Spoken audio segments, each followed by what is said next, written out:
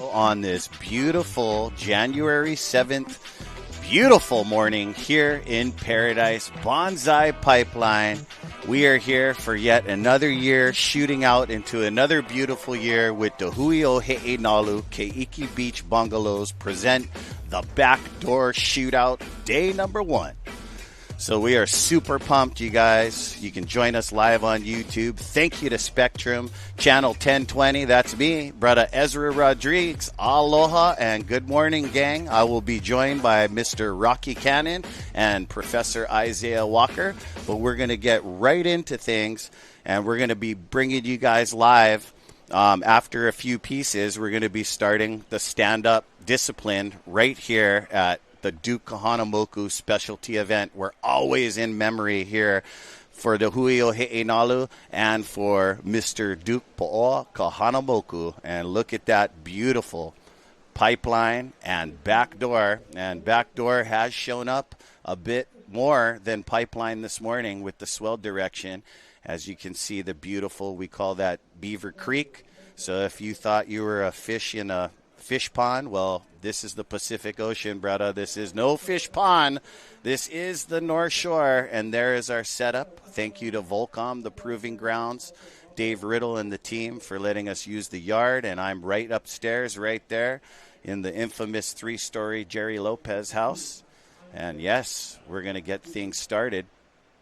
And look at that beautiful drone shot by our amazing crew, Zone Media, and the creators of Ocean Paddler TV, Hawaiian Extreme Sports TV, and in the zone they are. Shout out to you guys at Keiki Beach Bungalows, and that is always welcome to Aloha. We are also sponsored by North Shore Club, Dark Sport Athletics, Air Tahiti, Integrative Pet Tide, supported by Sinaloa once again, White Claw, and Saltwater Society. Mahalo. Welcome to Ehukai. Welcome to the Backdoor Shootout.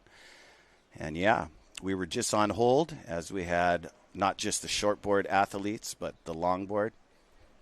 And we're going to start the competition at approximately 10:15 a.m. So it is now 9:53, and Hawaiian Water Patrol is in the lineup. And just to let you guys know, we had the opening ceremony on January 3rd, and we all know about the Hui Backdoor's open ceremony with King Kamehameha's royal order and everybody from the club present. Let's take a look, you guys. Stay tuned.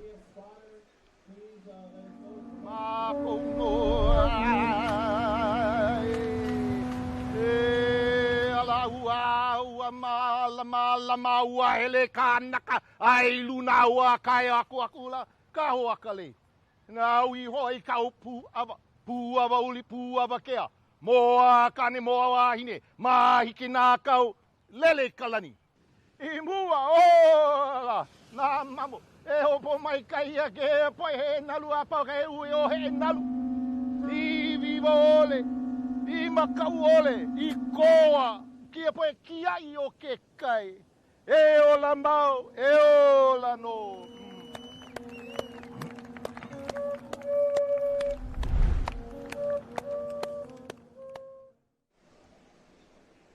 Woo, we are back. What's up, you guys? Very exciting time of year.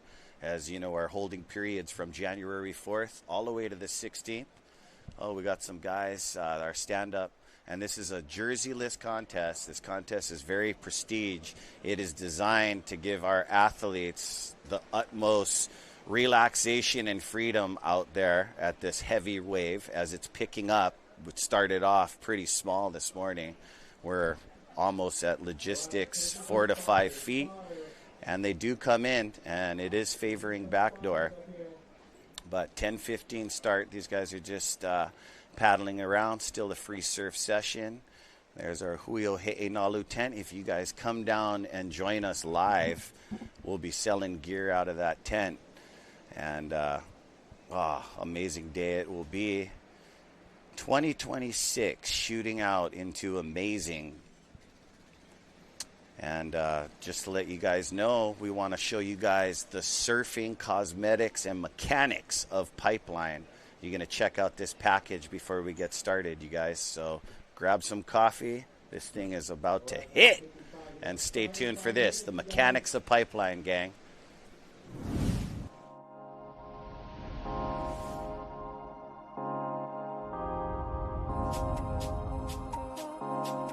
If you're looking out at the break, from right to left, you've got the Maikai channel, which is really responsible for the pipe wave. And then as you move a little bit more, that's pipeline left, the pipeline. The perfect pipeline is first reef, loading up, jacking up, and just standing really tall and mean with a big square lip. And as that lip's landing, the spit absolutely explodes you into the channel. Move over a little bit more, and then that's where backdoor is. Backdoor and pipe they're basically the same way, but backdoor is the right and pipeline is the left. Backdoor is an incredible wave. You can get a barrel from 2 seconds to 10 seconds long. This wave is incredible, and it's very unpredictable. Move offshore just a little bit. Beyond first reef, you get second reef pipeline. And that second reef pipe starts to work just when it gets bigger. When pipeline's second reefing, that means it's overloading on the reef and it's too big for first reef, so it starts to push a little further out. These waves stand bigger than 12-foot Hawaiian, and they stand up on the reef taller and gnarlier. Some of the heaviest photos and videos I've ever seen at pipeline have been on second reef roll-ins.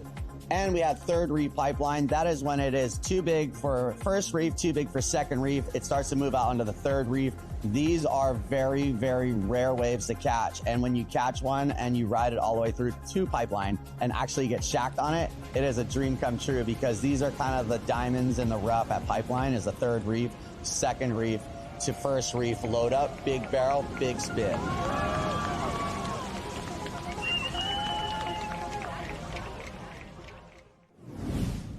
Aloha, welcome back. And there we got Zone Media bringing us yet another beautiful drone shot. You got Hawaiian Water Patrol scooting away, and there's some definite waves on offer today as we're going to go right into a stand-up paddle. Special announcement, stand-up paddle with Jose Gomez, Anthony Maltese, last year's champion, Zane Sains, another outstanding performer and finalists of the Backdoor Shootout in the stand-up paddling division, honored and in memory of Duke Po'oa Kahanamoku and Max Torres and Sebastian Gomez. So we're going to show you guys the highlights from last year. Thank you, Zone Media and the team, for capturing such beautiful moments in surfing.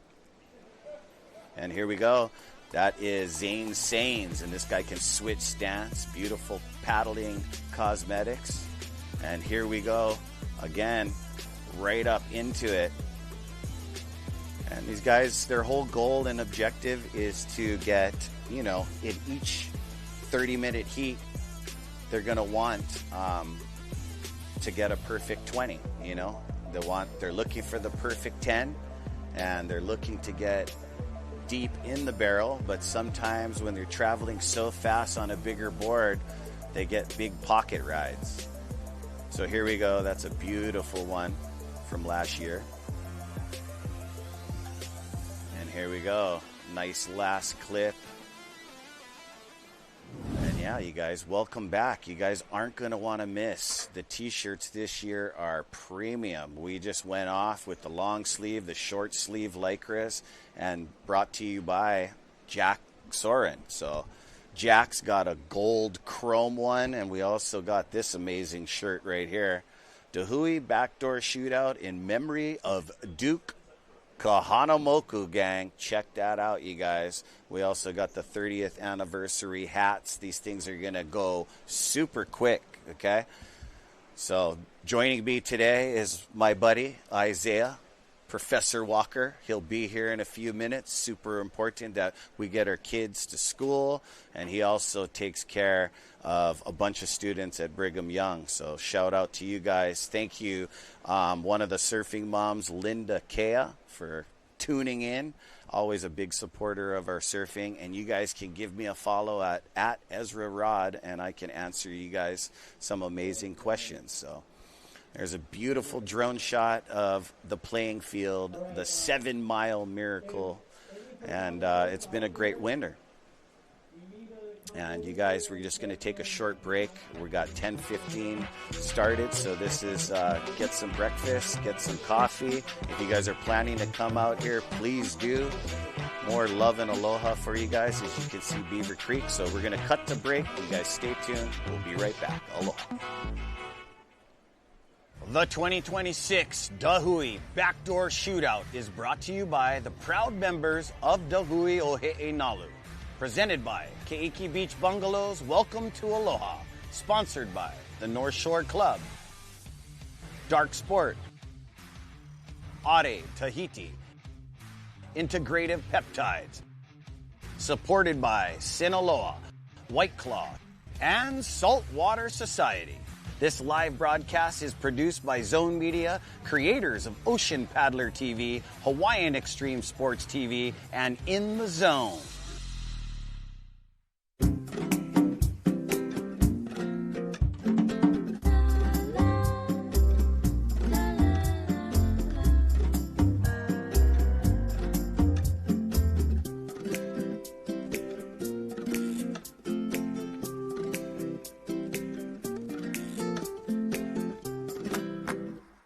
How do you, Sinaloa? My kids love cheese quesadillas on fresh Sinaloa tortillas. We only make our fish tacos with fresh Sinaloa tortillas. My family loves my chicken enchiladas using fresh Sinaloa tortillas. We use Sinaloa tortillas in everything that we do. The freshness really makes the difference. Get your fresh Sinaloa tortillas today at your local markets throughout the state. How do you, Sinaloa?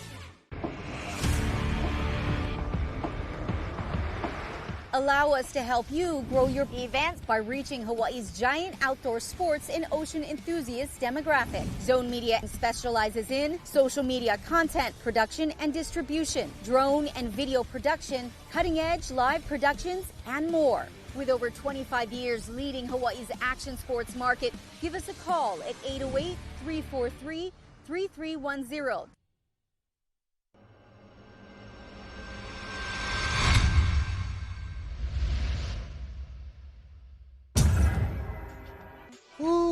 The Hui Nalu is in the house this year, presenting Keiki Beach Bungalows. Welcome to Aloha. This is the stand-up paddling portion of the Hui's Backdoor Shootout as we shoot out into 2026 high fashion, a 2 to 4 foot swell, now maximizing some 5-footers if you're lucky. And here we go. The heat is on. We have Jose Gomez out the back with last year's champion Anthony Maltese, Zane Sains out there, as well in the white helmet, Clayton Everline MD, Max Torres and Sebastian Gomez, and that was a wicked floater. Beautiful projection. Definitely getting the score when there's no barrels on offer. You know, you got to hit the grovel button sometimes. But that wasn't groveling. That was a sheer stand-up snap floater into the flats. Someone's getting lickings. The boards are thick. These things are 27 to 25 inches wide, 3 inches thick. They have to remain standing. The shorter their board gets, the more you have to kind of use your balance and your core. These guys sit on a invisible chair at a 22-degree angle, duck-footed out, right by the handle of their stand-up board. If you guys have never seen it, this thing has basically been created here in Hawaii and around the world. People are just killing it on it. You can stand up, you can see the waves. That was a beautiful floater projection snap into the flats, riding over aints and kicking out with poise. So you're going to see a lot of guys getting into position. As you can see, this brother is keeping the board moving. And I just got word we're going to have 1 hour heat for this amazing final. 1 hour to 30-minute heats pending. So super stoked to be here once again with the crew on the second floor of the VOLCOM Proving Ground house. Thank you to the VOLCOM crew, Dave Riddle and the gang. And thank you to Alex from Zone Media. And here we go. getting off to a good start, just grabbing his stand-up. He's going to head back out towards the gum side of Pipeline. And we also got the longboard discipline, as this is the Duke Kahanamoku, in memory of Duke Kahanamoku's specialty event. And you can hear my brother blowing up the beach announcing. That is Iolani Adams. So in the longboard, we got some newcomers, and super stoked coming all the way from Makaha is Mr. Noah Baba Pu'u. So we got legendary watermen from Makaha here. My uncle Melvin Pu'u. You got guys like Bonga Perkins, Keegan Edwards, Micah DeSoto. You got Hawaiian Water Patrol and outstanding all-around watermen, longboarder, Alaya, stand-up paddling, Pomai Hoa Pili. You also got my little brother Makamai DeSoto coming up, a big heavy hitter at Pipeline and Backdoor. We also got brother Freddie Hui, and here we go. Beautiful backside cosmetics. He was going to go, jot it up into the coping of the lip, maybe get a projection floater, but you could see that he hesitated, and that was a good hesitation because the wave didn't materialize quite the way he wanted it to. So, also in the longboard, we got another world champion, Dino Miranda, and Noah Ganilla back again, and the infamous, well, we call him our white moke, me and Dwayne. This is Zach Howard. Originally from Malibu, lives in Maui, but this guy surfs Honolulu Bay, and this guy is a premier longboarder, in my opinion. And super pumped to have you back there, Zach. And this is Hui Backdoor Shootout. This thing was designed because, you know, as we're in memory of Duke Kahanamoku held a lot in his heart. And he went around negativity and things just like the Pacific Ocean going around a rock.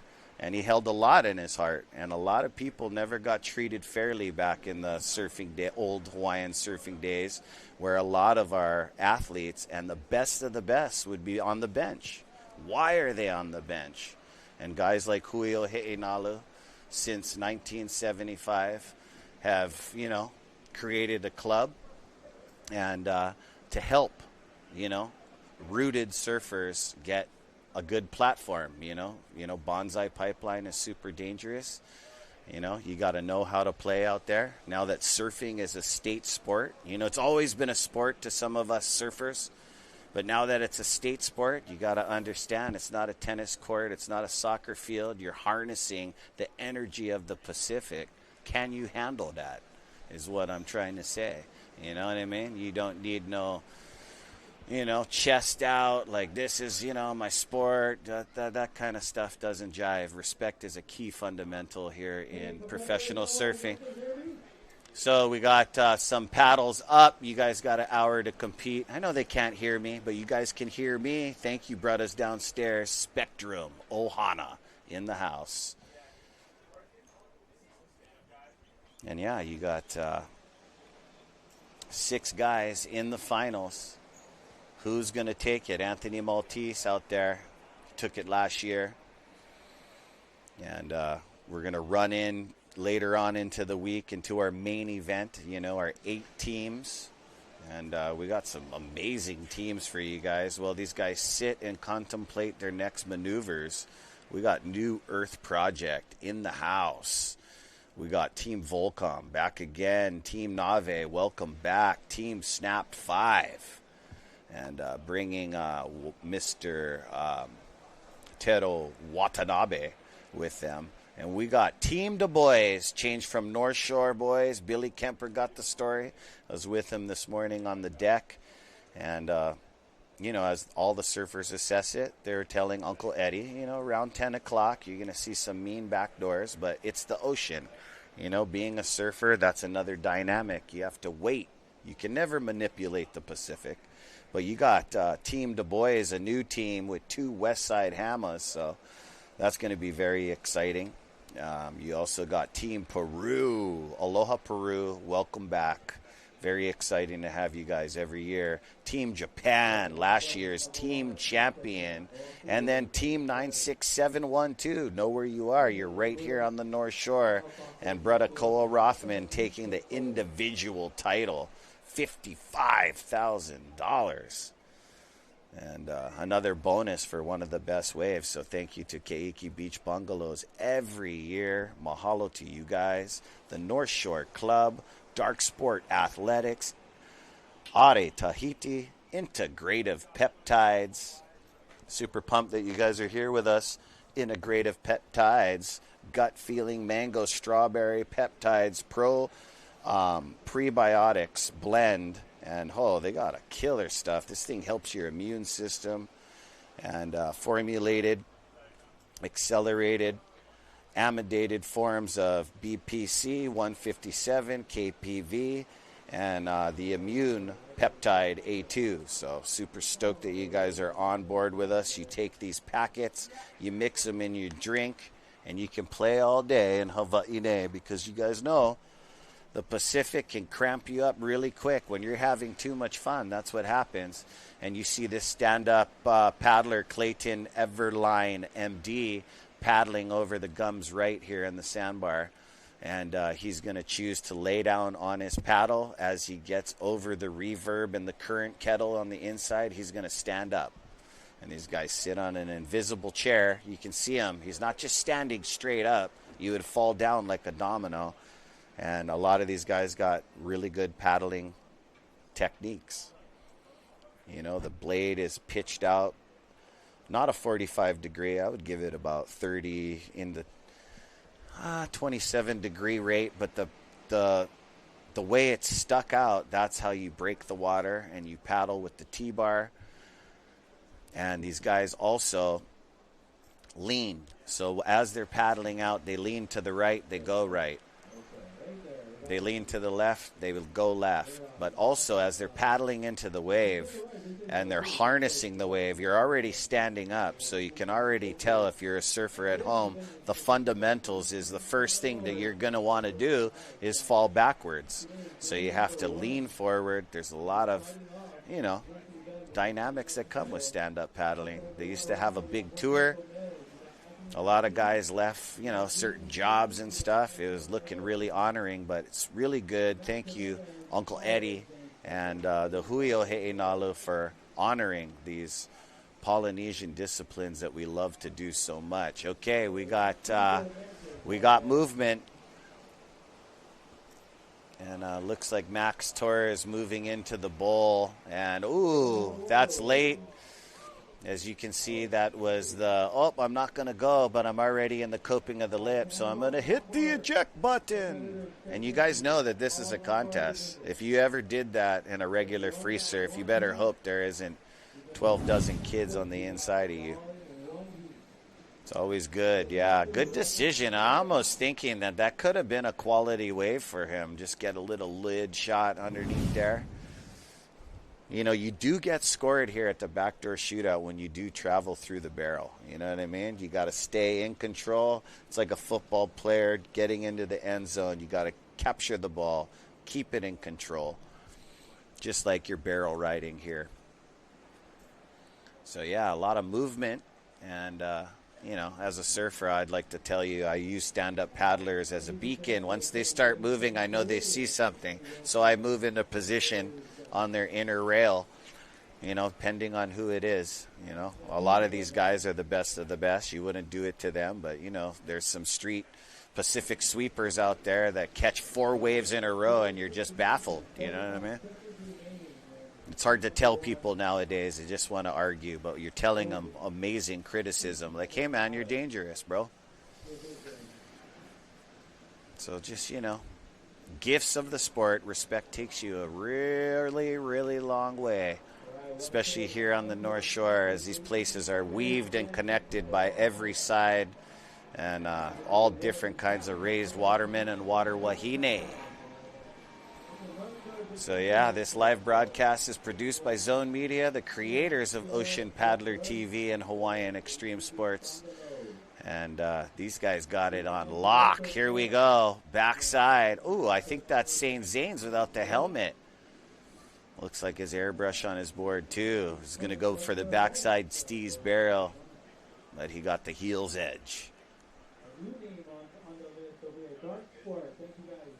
But yeah, here we go, paddling out of danger's way. I wonder if one of these guys could duck dive the stand-up paddleboard. I know it's real buoyant and stuff. They do have their tricks. One of my favorite events was watching some of these guys on tour in Tahiti. Here we go, beautiful shampoo. He got covered up there. Goes for the front side snap. So gets a little bonus on the end there. As you can see him, he's riding around probably a 7-foot board. So you got to keep that thing moving. And yeah, all technique as he switches over to the left side. Keep the board going. A lot of these guys ride 2+1 to quad variations. And we're going to check out this replay really quick. Here we go. Nice locked in. Almost reminds me of Zane Schweitzer. Shout out to you, Bretta, if you're tuning in from Maui. I know this is one of your disciplines. You have many disciplines, but you were the champion 2 times, I believe, in a row here at the Backdoor Shootout. Hui Nalu in the house. And I'll tell you guys about another frothing house, the Chandler House. What's up, kids? What's up, Ohana? How you guys doing over there? Always major aloha over here. A lot of talent as we're raising our kids. And they're going to be some of the best of the best. Here we go. All 6 of them in motion. Who will it be? You know, there's so much. There is aggressive techniques. Here we go. Potty wave, backdoor, and backdoor. Nice. That was legit. Stick with it. Just gets axed in his right side collarbone. He gonna be okay. He gonna tombstone just a little bit, get to his board. And that was a nice one. He would have loved to ride out of that, but that is going to be a premium score so far, what we're seeing. Hello, my brother, Isaiah Walker. I'll let you get suited up. I have your... And yes, good to see you. So Jose Gomez is Sebastian Gomez's dad. Oh, didn't know that. That's awesome. Seabass is the 2nd in the world on the stand-up world tour and won the Bolivian Games. So that is amazing. Shout out to you. Congratulations. Yeah, we're going to look at the left first on this amazing backdoor shootout replay by Zone Media. Here we go. And he got the short end of the stick. Almost did a backside backside air right there. It's hard to get a full rotation, but he probably turned it into a 180. And that was a nice barrel by our guy in blue. I believe that's Sebastian Gomez right there. And yes, you can see the creek. It is dwindling. Good morning, brother. Aloha. Aloha. So, yeah, we're right into the stand-up portion, Isaiah, and they have an hour final. You know, as day one, you know, some people thought it was small. I got here early in the dark, and it was small, and it just grew and grew and grew, and a couple guys got barreled, and we are on. Oh, look at this. Going for it. Oh. I think a little bit looking at his brother in the blue helmet, like, where are you at? Where are you at, man? Should I go past you? Oh, look at these beautiful sets coming. Yeah. You're right, Ezra. It's definitely on the rise. Pulling into this one, packs it. He's already got a good score on the board here. Our frontside goofy footer. He got the double paddle, double arm drag on the earlier one. A little battle here. Beautiful water shot, down low. Looking for the backside barrel. He's going to commit over the froth. Ooh. Little bit of hindrance on the end, you know. A lot of action. Yeah, in big wave, pipeline to sunset to Waimea. When you do see an athlete, whether you're in competition or not, it is good for you to take the low road and get absolutely annihilated. Like, get out of their way. But, you know, it happens, you know. Everybody's raised different in the ocean. Sometimes it is really sketchy. You have nowhere to go. But yeah, you're right. Ezra, this morning the waves were a lot smaller. We were on hold. In fact, I was at work. Yes, I know. I see that. Thank you, Ezra, for no coming problem. early and You got to take care of those students, man. Yeah. So yeah, it was cool to get the call and say we're on, and sure enough, pulled up and it's already pumping. So this is how I like to start my new year, with you, Rocky, Iolani Adams, and the family at Hui Backdoor. Welcome. Aloha. Backdoor Shootout 2026. It's always exciting to be, like you said, Ezra, to be here in the new year. New year. You know, a lot of people always say the Backdoor Shootout is their favorite event. Maybe it's because of the camaraderie, the different format that we have, and also it seems the waves. We usually luck out with the surf, and we're definitely got some waves today. Here's some replays. Nice backside steez into a closeout. And here we go. This was kind of the biggest wave in this heat so far, with less than 38 minutes to go.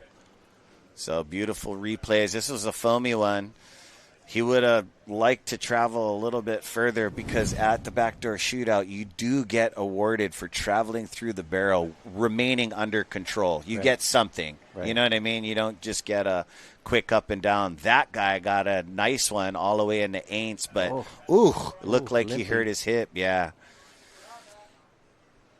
So, nice charging. You got Mahina, and I think that they'll let me know when we go down to her. So you guys let me know. That's our Mahina Maeda. She was so excited. She just wanted to share, and she's amazing surfer in her own right, of course. Big time. Good to have her.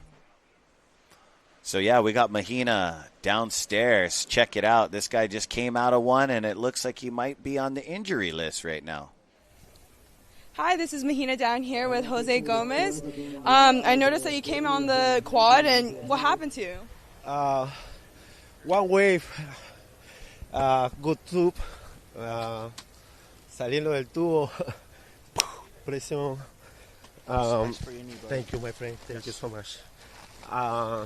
El tubo me cayó encima y me comprimió el ligamento, lo estiró y lamentablemente ya no quiero dañar más mi Definitely a no bueno situation, and that's the only Spanish I really have. But are you going to be able to compete in the next heat? Si clasifico, emotion, no. Lamentable que haya pasado esto, pero pasa en el deporte. Pero feliz de estar aquí compartiendo, super campeonato, compartir con mi hijo, con Sebastián, my son. So beautiful, y estoy feliz. We're going to these two. Well, I'm glad that you're okay, and we have such an amazing team here in Hawaii. We have the Hawaiian Water Patrol and the amazing team up in the tower and stuff from Tahui. So I hope you heal up, and hopefully we can get you back in the water soon. So back to you guys. Isaiah, we back. Unfortunate, we already starting off the day with an injury. The Backdoor Shootout. He said he was going again, huh? If he, I think he said it, if he could, he would. Yeah. Which shows the warrior spirit that we have here at the Backdoor Shootout. We've seen a lot of warrior spirit here over the years. Big time. Haven't we, Ezra? Folks charging some of the massive types of waves. But you also don't. The stairs. You just don't want to ruin your whole year pushing too hard. You know what I mean? Look at this aloha right here. Yep, that's how, bro. Get on my back. Who's that? Jay Tansley. Yep. Let's go he was soaking wet this morning. A guy, alpha beast. Also took a huge wipeout. How we started last year. Remember? Yes. He got into the longboard as an alternate and just took a huge wave. Made the wipeout real. But he is hammer. So what's up, guys? We are looking at our amazing final with 36:32 remaining on the clock. This is a jersey-less prestige contest designed to get our disciplines in the water.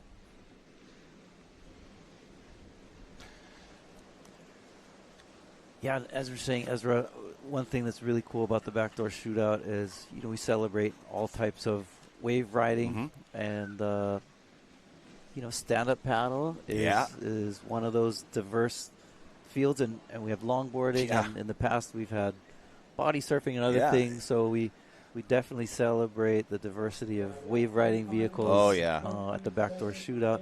And a lot of that is aligned with the kind of the history and culture of Hawaii, right? Yeah. So most people know that he'enalu or surfing originates in Hawaii. Yes, it does. And but what a lot of people may not realize is that the diversity of wave riding was also a thing of our past. Yeah. So you can go to the Bishop Museum, for example, and they'll show you displays of different types of surfboards that are on exhibit, and they range from 15 feet long to about 12 inches long. We get the kind of handboard style to a variety of different ways of riding waves. And so we're celebrating that with the backdoor shootout and the different types of approaches to riding waves. And, this one to me looks the trickiest, to be honest. Yeah. Like we saw that wave where you had to abandon ship, but what do you do with the paddle? I know. Do you chuck it? Do you hold it? You can break a rib on the paddle. There's so much foam underneath you on the board, and so it makes it that much more tricky. And so these guys are doing a fantastic job surfing pipeline on, some different kind of equipment. Yeah, they take it to that extremity. There is people in town just paddling around the Moana Lagoon. That is one way. These things are great travelers. They also, in the rivers nowadays, they got the rafter guys, but these are the bonsai pipeline that take their stand-up paddles to the expert limit, Right. It seems like we're missing Mo Freitas this year. Shout out to you. I think you probably got to work Ehukai Tower, and I believe that is Clayton Everline, MD. Welcome back, buddy. And you see here, the ride looks a little shorter than normal, and that's because of all the sand. So the beach is one incredible thing if you're unfamiliar with the North Shore and pipeline. Here we have some riders up and down, one going left. We had no beach, Isaiah, last year, remember? Right. Yeah, last year it was right up to the houses here. Beaver Creek, take a look at it, Isaiah, because it might not be here on Saturday. And that's the amazing thing. It just really is testament to the power or the mana of the ocean. Like right now we have about 100 yards of sand, and they've created this natural, what you referred to as the Beaver Creek, this pond here that just emerges. But all of this, tons and tons of sand, as you mentioned, with one big west swell, can all be gone. Oh, yeah, Gandhis. The sand moves so frequently over here. And here we go. That was a good usage of getting over the wave without having a yard sail.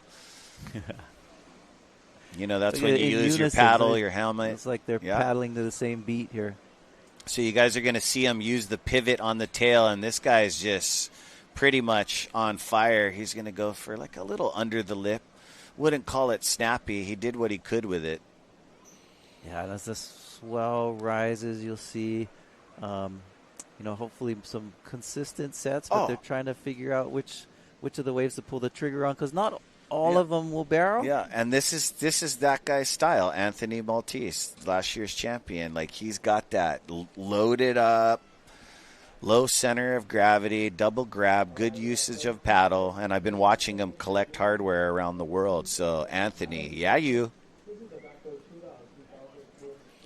And, we got some new sponsors this year. We got some new teams as well. Well, exciting. It's a Billy Kemper team that was the North Shore boys, but mixed it in with two young bloods from the west side, Shell Diesel Passion and Kala De Soto. So. All right, there's our replay. Look, he's looking for that barrel, trying to stall for it, but unfortunately doesn't come to fruition. But, we did see that last set had a lot of energy to it. Surfers pulling into closeouts, and so hopefully we'll get a make here shortly.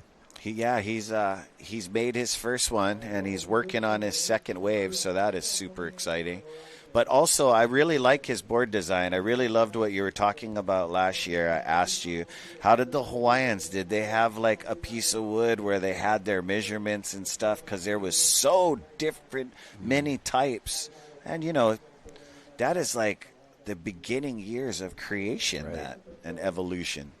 Yeah, so a good friend of mine, Tom Stone, call him Pohaku. Yeah.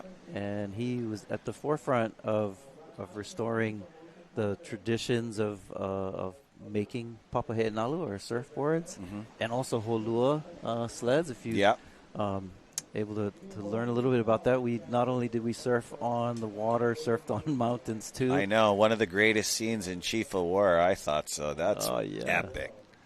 Wow, this is a pretty tight pack here. Look how they're all jockeying for position with the paddles. Really interesting to watch who ends up with this wave. Maltese really looks like he's designed his board around his performance here at Pipeline. He looks like he's got a gun that's just, got a lot of volume on it in the stand-up specs of things. And MD, Clayton Everline, I believe. Good job, brother. Thank you for being here. So, so back to your question of how would they make these boards. And so in Hawaiian custom and tradition, that the belief of things having mana or spiritual energy, wasn't just with people, but also with the aina. Aina meaning the earth and the land, and include the ocean as well. So, selecting the right tree was a process that would require some a kahuna, and kahuna, I think Hollywood kind of has reinterpreted the term kahuna. Yeah. You think, the big kahuna. Yeah. Really, kahuna means somebody who's an expert in a certain area. So if you are a kahuna of surfboard making, you are kind of like one of the experts. So Gotcha. like your PhD, I suppose, would be the kahuna. Yeah. And know how to build things. Right. And so you'd have folks who would know which is the right tree to select and to chop down. Here we go, backdoor rider. Oh, up in the lip. Woo! Little too high. You see the water was pulling him up the face. That's and wasn't able to come Zane's, back I down. believe. Is that Zane? Okay. Check his board. I'm I getting think this used is to. Zane Oh no, right this here, going no left. helmet. You're right. He also did a pretty medieval switch stance on us last year. That was cool. Oh, we've got. Here we go. Taking a Maltese, look the here. champ. Stalling. Dude, he's got that low center of gravity. He's looking to go for the win again. Nice under the lip. I would call that a Larry layback because they put the paddle behind them to re-guide themselves. They can really lean on it. Yep. But yeah, shout out to the Spectrum gang downstairs. That got to be a good job. Yeah, I'm going to be at the Jerry Lopez Pipe House right now. Yeah, best office. Yeah, bro, the best office. Yeah, so selecting the right materials. It's still today important. What kind of foam you use, what kind of materials. Same back in the day, but natural materials we'd be using. With wood, and then the different types of wood that they would use were important. Look at taking a look. Bro, that was that. Opt out of that one. Yeah, he could have done what somebody did earlier and that airdrop off the lip. Look at these sets, though. We are seeing this energy. Let's see his technique to get through this thing. He doesn't seem like he's in a rush. Right over, up and over. I wanted to ask, have you heard any Mo'olelo stories? Yeah, well, so-and-so used this tree one time. That didn't work out at all. Well, there's some stories of the like that. Would talk about, you'd have, for example, you'd have some signs like birds and stuff that would help the kahuna select the right tree and so forth. We'll talk more about the event and these types of history and culture, and I'll be back shortly after this break. And stay with us. Mahalo.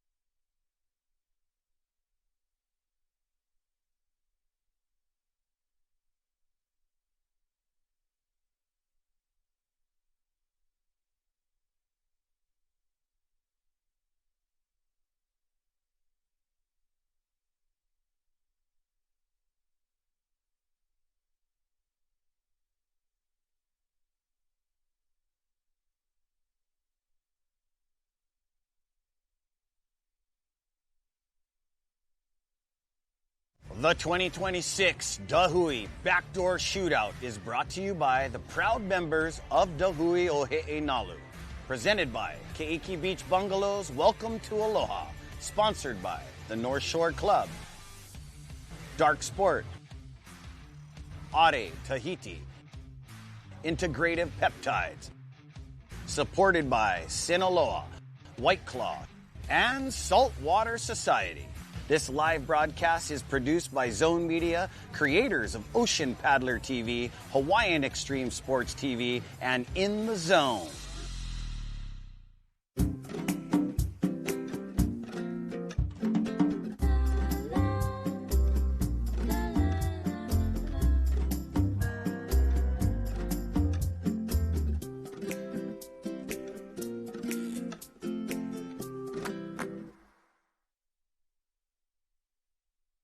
You love water sports, and you want to look your best when you're paddling, or just hanging out.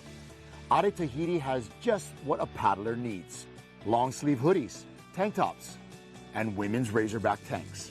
Short sleeve shirts, gray cotton hoodies, and 100% cotton shirts for women and men. And cap it off with a custom Ade Tahiti cap. Get everything you need at shopoutrigger.com, your one-stop paddling shop.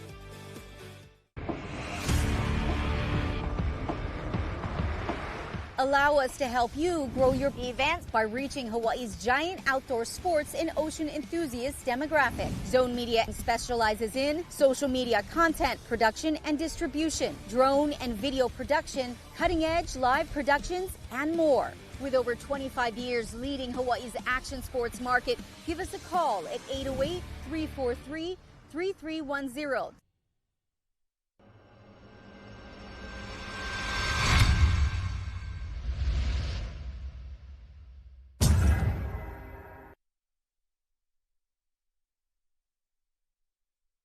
Oahu here at Pipeline, Ehukai Beach Park.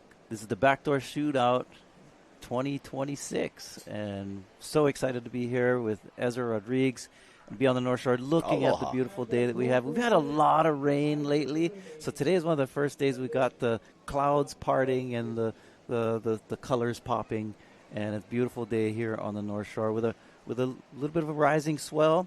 And we're going to provide you some great surf throughout the day. Here's what happened in this heat so far. A little replay during our break. Hunting for that barrel. Unable to find it. We've got Zane Sains here from Laie down the road. He's on the high hunt. School graduate. And again, searching for that shootout barrel. And we're here at Pipeline. Pipeline and Backdoor, those who are unfamiliar, basically the same wave, except Backdoor is what we call when you go to the right, when you're the surfer's right, looking at the screen to the left. And when the surfer goes to their left, to the right of our screen, that is called Pipeline. So we're looking for that shoot out of the barrel, and love that energy. We get that. We see that a lot at Pipeline. We call it the spit. The compression of the barrel has so much power that it just, spits out this massive water. And so the shootout we're referring to here is that what we're looking for, the high scores. Up in this event, you can get high scores past 10 even, 11s and 12s. So you can't get 11 and 12, but it's got to be X factor, dropping down into the doldrums, just making it past the compression of the lip and then coming out sometimes after the spit. Right. You get to see guys coming up in Team VOLCOM, Balaram Stack, and Team Du Bois, guys like Kala Grace. I've also watched, it didn't count in the heat, Bethany Hamilton 2023. Shout out to our only Wahine in the event. Moana Wong Jones. Oh, Moana! I can't remember his last year, the year before. Her too. Right after the horn. And it was like the wave of the event. It was. The whole beach rumbled for her. So shout out to you. We're excited to see you. Team VOLCOM is always very consistent in this event. Team Japan did awesome last year. Oh, big time. But, we always say this on our commentary. Team Japan takes the lineup no matter what elements, just like Team Peru. And these guys bend and contort into some warbly ones. And, Mac 10ing, 8s and 9s are great scores at this event. I mean, over the years, we've got some incredible, memorable rides. One that stands out to me was from Team Japan a few years back, Keito Matsuoka. Oh, yes. And yeah. it was one of the heaviest pipeline waves in kind of, if you were to go back and review from Pipeline's history, just the how deep he was, how that wave it was like a 12-foot wave that was doubling up on and just spit. The spit was like a fire hose, and he somehow came out of that. That was that one that just pushed out into gum. So much pressure. We've had so many memorable ones. You talk about Kala Grace. He's scored some perfect above the 10-point ride. Yes, he has. As well. Also suffered some tragedy where he was knocked unconscious. 2023, and Hawaiian Water Patrol Hawaiian Water Patrol definitely was they are the heroes of this event. They've saved lives literally in this event, saved multiple lives. Yeah, and we mahalo them. That was a big year because then we rolled right out of this house right into the eddy, like the big wave. Right, that happened as well. So there's a lot going on. I really like that view. You can see all the way to Mokalia, the back really mist. Yeah. That is the tallest mountain range on the island of Oahu. That's right. Mount Ka'ala. And it's even eclipsing our screen right now. But, hey, these guys was taking a break, Isaiah. A couple guys was laying down, and then you just seen Zane stand up and start taking the initiative paddle. I do know at stand-up paddling events, when you're in a hot dogging type of event, they tell you, hey, bro, don't lay down. No, you got to stand up. I mean, really? Yeah, but they've been standing up so long. They got a full hour, Isaiah. This is a final. And we're going into 18 minutes, 39 seconds on the top left of your screen. If you guys are looking for jerseys and names, well, this is a prestige event. We don't have that. We are just getting our guys. They usually surf 2 times in a row. We have 2 finals. Team Peru in the house. Peru. These guys Good have to also see you guys. had some really strong showings at Big the time. Backdoor Shootout. I love it. And then the Kine is out of injury, too. And they're like here. Gabriel Villerin has been a standout. Yep. Olivero. So many. Joaquin, Cristobal Alonso. Yeah. Their team has been. Cristobal, I think he just had a birthday. And you got their alternate Bastien Pierce and Noah DeCole. Yeah, the team format at the Backdoor Shootout is a unique one. Something that's, celebrates the camaraderie. So when you're in the heats, typically you're not competing against each other. However, this stand-up final is the exception. These folks are not in the team category. They're surfing against one another. And that's why you could see when the waves come in, they're all standing up, they're really battling for their waves. Whereas I think in the team categories, there's a bit more, communication and understanding. You get the next one, that kind of a thing. They get to surf 6 to 7 times in certain events, with the elements providing. Right. But I really like watching it grow from our Duke specialty event with the stand-up and the longboarders, and then we go into the main event, which I'm not too sure about this, but it's looking like Saturday and a beautiful weekend. Right. And here we go. The dock. Ooh, that thing. I almost thought he was just going to blow tail on the hood of the coping. But, even though Pipeline's small and close to shore, it looks that way. But then there is definite sets. I've seen some stackers today. And that's what makes Pipeline such a spectator wave. There's so much energy and so close to shore. So if you haven't had a chance to watch an event in person, I highly recommend Maltese, taking a predatory here's a backdoor wave. Oh, I almost thought that was Kai Lenny really quick with the style. Like a little bit, yeah. Shout out to you. We know you like to, you've been doing some amazing longboarding, stand-up paddling, kite surfing. Yeah, one of our premier diversity. shortboards. Yeah, diverse. Yeah. Very diverse. Yeah, you see, like we were talking about, just the proximity of the wave to the surfer. It's Baga is really close. amazing. Yeah. And 50-yard line almost, right? Here we go. But intense. Maltese is just, he knows it's a final. He's surfing like it is one. Breaks the fire hose loose on that one. I believe he's riding a quad setup. And, yeah, we'll take a look at some highlights from last year. Yeah, last year was a smoker. 2025 is in the past, gang, but let's just take a quick little look-see. See, he's got helmet there with his. Oh, yeah, I see that. And he was on a tear. Some late drops. That's what Pipeline's all about. That square barrel, getting under it. Whew. St. Zane's put on a show. Him and Anthony Maltese. Oh, Jose. He took a big wipeout last year, too, bruh. That little one twist my hip. That was Maltese, I believe, again. No, this is him, last year's champion, and he's on a tear right now in this final. There you go. That's what won him the final. There it is. Yeah. Yeah, seems like he's leading our pack today, too. Yeah, nothing like getting your tail blasted by the exit at Pipeline. He had to readjust, shove the hip out a little bit. See, these guys' boards are sinking. I got to say, they're about 7'2", 7'6", maybe the biggest board. I think MD, Clayton Everline's got one of the biggest stand-up boards. Right. Jose looked to be like on a 8-0. Jose Gomez is the father of Sebastian Gomez, an actual world champion on the stand-up world tour. Good to hear that thing is still going. Wow, father-son combo. Yeah, big time, man. And shout out to the Napoleons. I remember Riggs Napoleon here, but also Aaron was on a big forefront movement. A lot of people left their disciplines, canoe paddling, and they went on this stand-up tour, and they put on a great show as they had some events at Teochopo, in Spain, France. But It really also speaks to the healthy nature of our ocean sports. Yeah. You know, like to have generations of surfers that are still competing with each other. It's really speaks to the healthiness of our sport. And so I love that. Time. Bro, you know, as we get older, bro, we are forever Groms. You know, you get that call. I like team format surfing more, you know.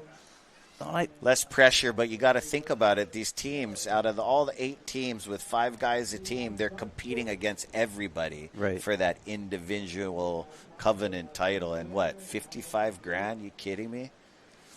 Yeah, and the beauty. I mean, Ezra, you're also a father. We have kids, and you get to the age where you sign them up for sports and things like that. Yep. And getting your kids into ocean sports or surfing in particular. Such a healthy thing because you think of like all the time and money you invest in, say, like volleyball. Oh, yeah. Right? And then when it's done, it's kind of done. Like it is. You don't really play volleyball. Kids like to jump into so much. I call it the glitch generator. Oh, I want to do this. I want to do this. But all in all these things, when you sign your kid up for too many things, and parents, you're gonna feel this one. Sometimes all the dates just line up, and who is kicking and screaming off the beach? You are. You know what I mean? I got this, and then I got that. Right. It's true. But surfing, speaking of it, like the longevity of it, like you can have a grandpa in the water still surfing. Big time. And you don't really need to pay fees or organized. Word of advice: you want to age fast, don't take a break. I mean, if you take a slight break from surfing and make excuses, I feel that's the worst thing for you. You start leaving Never Neverland real fast. There's Makamai de Soto and Frederick Hui. There we go. Got the Longboards coming up next. They in the finals together. They just found out, so they're not going to talk to each other. Right now they got 10-yard separation. Right no, in the most aloha way. They're just watching. Business, no. No, they're just watermen just watching their thing. Both 2 quiet dudes anyways. 11:19 remaining. Yeah. Little geography here. The island of Oahu is made up of 2 different volcanic mountain ranges. You can see in the distance Mount Ka'ala, which is the Waianae mountain range. And then right here we're looking at the beach here. It's kind of the beginning of Ko'olauloa, which is the Ko'olau mountain range that stretches from the North Shore all the way down to Sandy Beach. So if you think of our island as being comprised of 2 different mountain ranges, and in the middle, you have Mililani. And right. But then what is Is that a rarity where we got Diamond Head, Cocoa Head, and Punch Bowl all lined up together? Yeah, those are kind of unique anomalies that have, kind of are here not seen other places, huh? Well, no, I mean they're.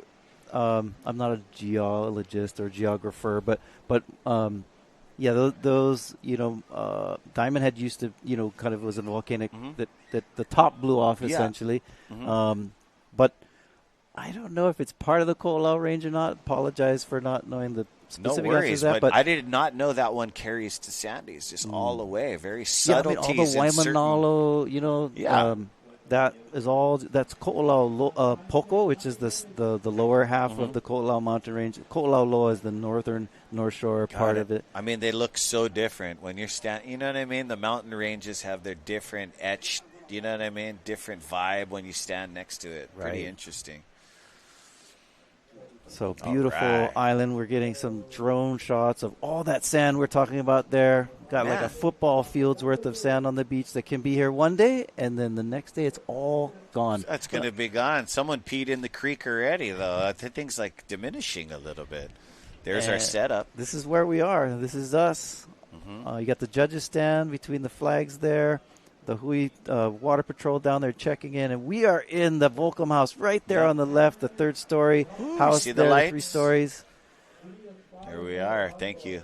I have a pretty nice office at the university where I work, bet you but do. It does not compete with this one. Hey, so right now, you have a class full of students. What are they doing? Are they watching us on TV right now? Is that the project today? Watch the Backdoor Shootout? And get this amazing history from Isaiah. I actually taught I had a class this morning at 8 o'clock this morning at the university. Good. I'm a history professor by training, but for the last 5 years I've been in administration, so I haven't been teaching as much.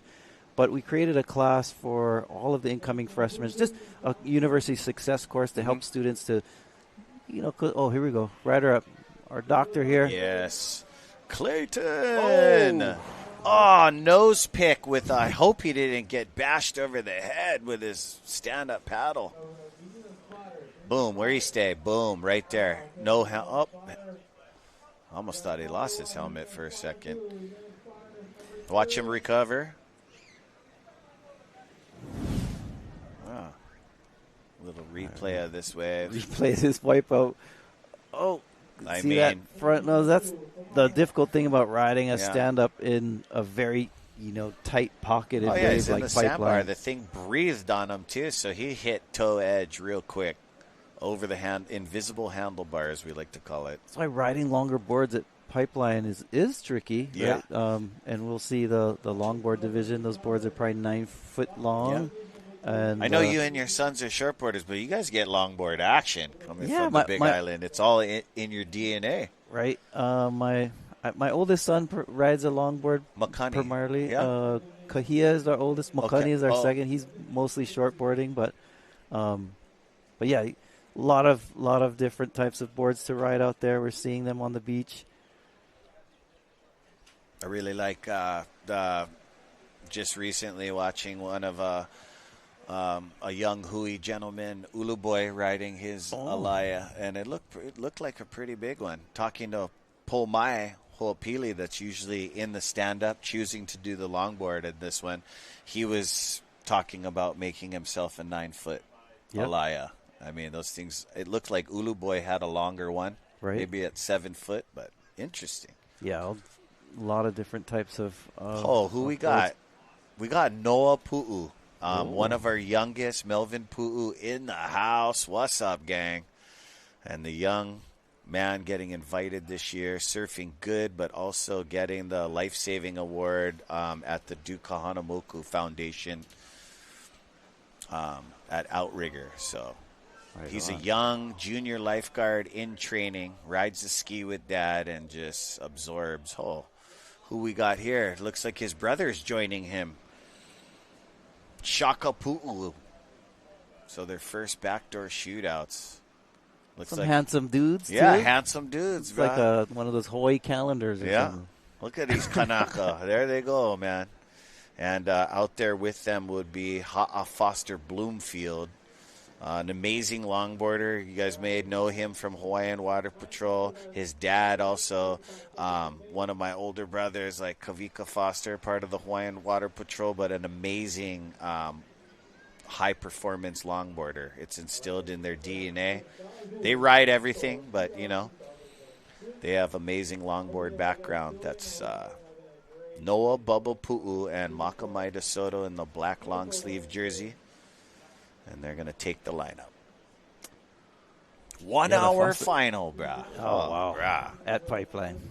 By yourselves. Yeah, by That's yourselves. what the backdoor shootout's all about. Right? And then you get into the shortboard, and these guys get to see just massive pipeline, perfect pipeline, unruly. I've sat here with you some years. Jamie O'Brien and certain guys like Iconic were working so hard. They had to take one from Ross Clark Jones, and that's just Hellman kind of stuff to get back out there and get a barrel. After all that lickings. She get balance. Look, she's practicing the stand-up paddle technique. Stand-up, got it. The wind blowing her. Oh, look, she's figured out how to use it. Whoa. Oh, the learning curve, guys, right there going down. That would be a good balancing thing when the Beaver Creek is there. You put some flotation thing and see, like how people do the logging sport. One guy on each side. I mean, probably help with your balance.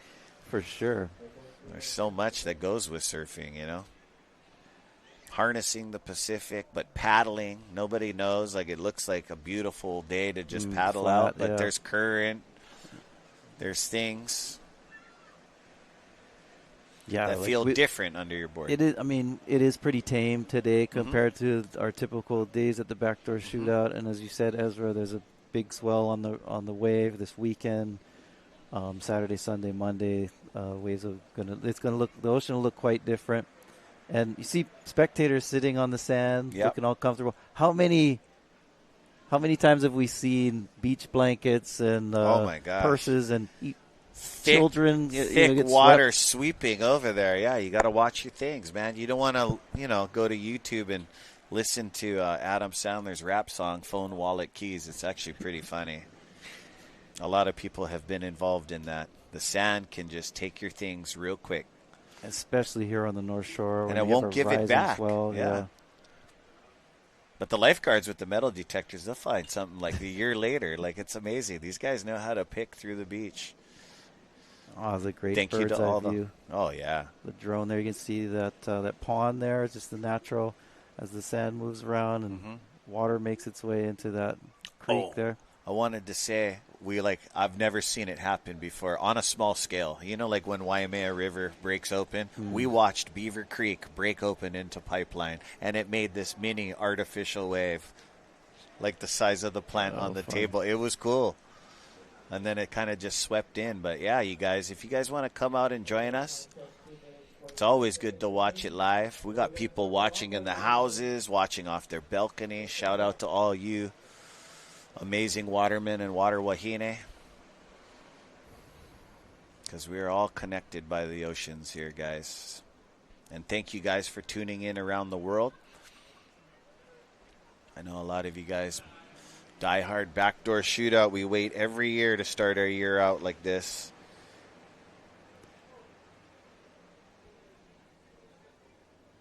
Yep, here on the North Shore of Oahu. It's beautiful. Wednesday. Got some nice, this is what we call the kamoa'e. Kamoa'e is our trade winds that predominantly our trade winds come from the east-northeast. So it's blowing from the Kahuku Point area towards us on the North Shore here, towards Kaena Point. You see on the background. Oh, it really got I kind of like it like this. Like, everybody loves it glassy. It's beautiful, but a little bit of texture feels good under your fins, right? And you can always tell that the coconut trees are the best indicators of where the wind's blowing and how strong it's blowing. And so we have that for us that we can read the signs. Here we go. Wow. Backdoor. Wow, getting jivey with it. I like that. Hiya. Oh, brah, punching it. Like, I'm not going to get barreled, so I'm going to throw down a 3-turn combo. Smart. Smart. A little late at 47 seconds. I feel that I got to go back in my memory. That is his best ride of the heat. He has a slender, I would give it a 2.5, 3.5 on his other wave. So, last for title, last effort here. 31 seconds on the clock. Yeah. Is this wave gonna make it here in the next 20 seconds? Looks like Zane is out there hunting these. Zane's to take the title away from Anthony Maltese that has been covered up 3 times in this heat would be, a great comeback right now. Yeah, and Zane, awesome surfer. Young, he's the youngest one in this Yes, heat. MD, let's go. Standing up. Way to charge it. He would have loved to stay connected, but he was already doing the lift off into the barrel. Stand up too tall today, can get lipped in the head, but this guy had a fun session with all 6 candidates out there. Jose Gomez currently came in, looked like he just got axed in the shoulder and the hip. Anthony Maltese already with 3 stunning ones for what it has on offer. Zane's really close in the top 3 talk, but needs a stronger second ride. Clayton Everline MD with some beautiful waves, but unfinished. Max Torres with a really good wave in the beginning, and Sebastian Gomez with that beautiful 3-turn combination to the inside, looking to captivate a second ride to change the dynamic here. Now, coming up next is our longboard final. Oh, yeah. Oh, look at this beautiful pull away. See them waiting in the channel. Look at off the wall. It's just all white water on the inside of them, so they got to wait for that inside to clean up. Yeah, so there's Maltese. I don't know if they added a little extra time to the clock or if we're in pause right now for this heat. What do you reckon? We were 30 seconds counting down, yeah? Possibility. Hey, our Uncle Eddie Rothman can be very generous. He wants people not to sit on the bench, get an equal opportunity, get out in the water and have an absolute blast underneath the format created. This Duke Kahanamoku specialty event, it's like usually round robin. We have 2 finals for you guys today, and then we're going to take a look at the waves and assess it. We talked to all our nephews and amazing athletes in the event. Billy Kemper was one of them this morning, picking it apart. You know what I mean? Yep. And, when all these guys show up here at the house, John Florence, Landon McNamara, Kona Oliveira, Gabriel Villarin, Team Peru, all these guys show up and they start talking, and then the people that are free surfing, Isaiah, if they get totally barreled, we're on. That morning session? Jake Bake's like that. Here's the countdown. And good that's job. The end of that heat. Yeah, Iolani Adams running the beach mic. And Isaiah. The race is on. It is. All right. Well, as we get this next heat started, we're going to go to break and stay with us. We'll have the exciting longboard final here at the Backdoor Shootout. An hour of it. Let's go.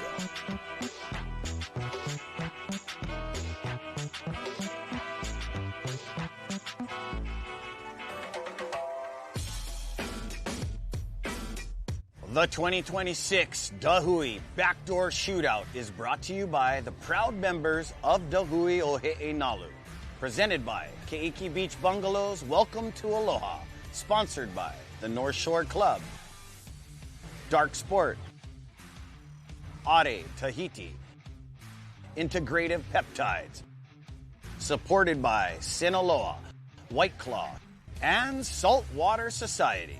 This live broadcast is produced by Zone Media, creators of Ocean Paddler TV, Hawaiian Extreme Sports TV, and In the Zone.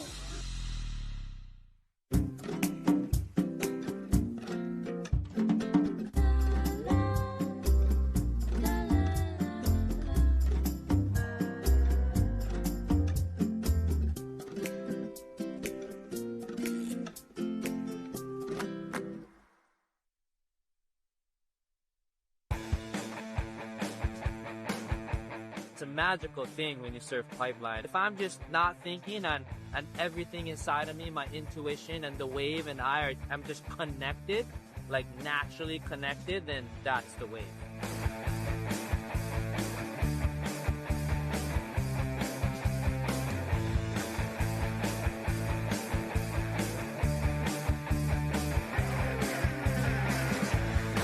Just kind of it starts getting better and better and better year after year. The longer you surf pipeline, the better waves you get. For me, surfing pipe is number one, the crowd, and then number two, like in the back of my mind, like doubting myself. Am I gonna fall on this wave? Am I gonna hit my head? And I wish that my mind would just be clear, and then it would be a lot easier. You're just like being caressed by pipeline at the very best. I don't think you ever master it.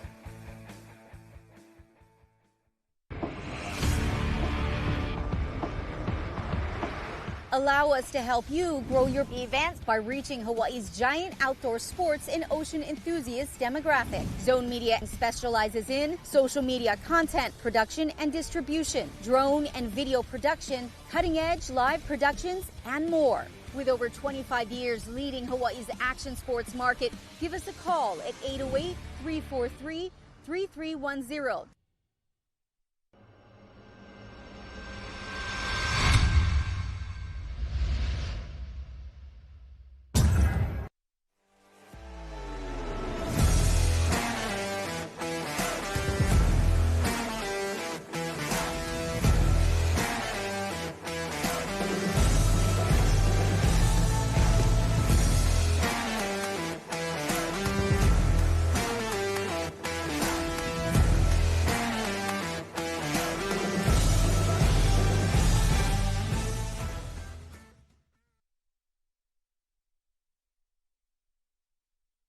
Isaiah Walker, Professor Isaiah Walker, and that was Ha'a Foster Bloomfield. Yeah. First blood on the longboard. Yeah, Ha'a, that was sick. Yeah, that was sick. Got a barrel right when we came back from our break, pulled into that tube. As you were mentioning earlier, the Foster Bloomfield family does a lot of our water patrol, so he's a lot of these guys, in fact, Pomai Ho'opili and the Fosters and others, they're kind of part-time on the beach and on the ski, and then now they're in the event, so a real they're wild, too. You never want to score them in your heat, you know what I mean? They also have plenty of endurance and stamina. They'll make it out to the point before you, and then you're like, do I really need that out there? And here we go. Let's see what happened during the break. This is Pomai Ho'opili. Yeah, getting the job done on a small, but, it's a contest. Scooter boy. That was cool. And his fellow brother answering back there. He's got a strong backside barrel ride. Yep. You can tell these guys are just getting, their good mornings out. Makamai DeSoto in the black long sleeve, going to do a prone paddle. That's when you're poker facing the gang and just, I'm just sliding into position a little bit deeper than all of you. It's all good, man. Just checking it out. That's how it is. It's how you do it. You know what I mean? Because we all have those surfers in our life that, you can get under their thumbnail right there and they can't surf. Right. Competing is very interesting. But at this level and at the Hui Backdoor Shootout, it's like something that you see at the Eddy. Respect for one another, brotherhood. I would say sisterhood, but we only get one sister with all her brothers. Moana, Wong coming up later in the team main event. This is the premier Duke Specialty Longboard event. And Isaiah, we were talking about board design. What is one of the first, into that longboard era? Because, like we talked before, Prince Kohio, I would learn that the Alaya was more of the blue collar board, right? Or it just depend, different, similar to us. Or were they hot doggers when he went traveling with his sister? Was he considered that? A good point. So you're referring to Prince Jonah Kohio. Yeah. He had a cousin named Kaiulani, and she was a surfer as well. When he really went, good too. Yeah, she was a really good surfer for sure.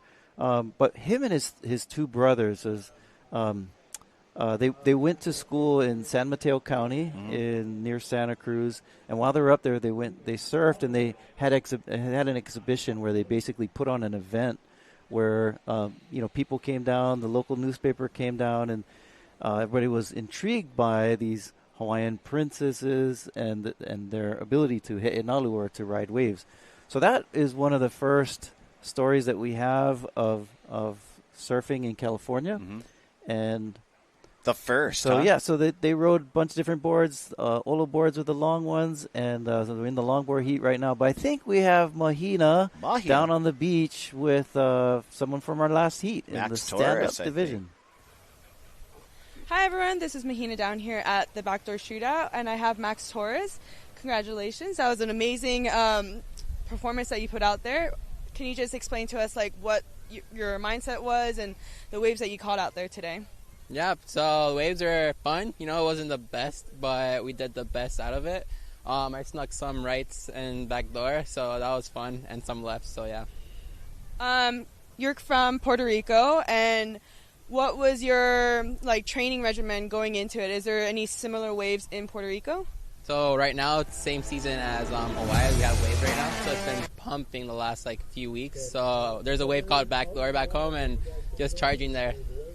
Well, you had such a great performance out there, and honestly, probably one of the best 1 hour. So congratulations, an amazing performance out there. And do you have anything else to say to the viewers or any of the family members that you have supporting back in Puerto Rico?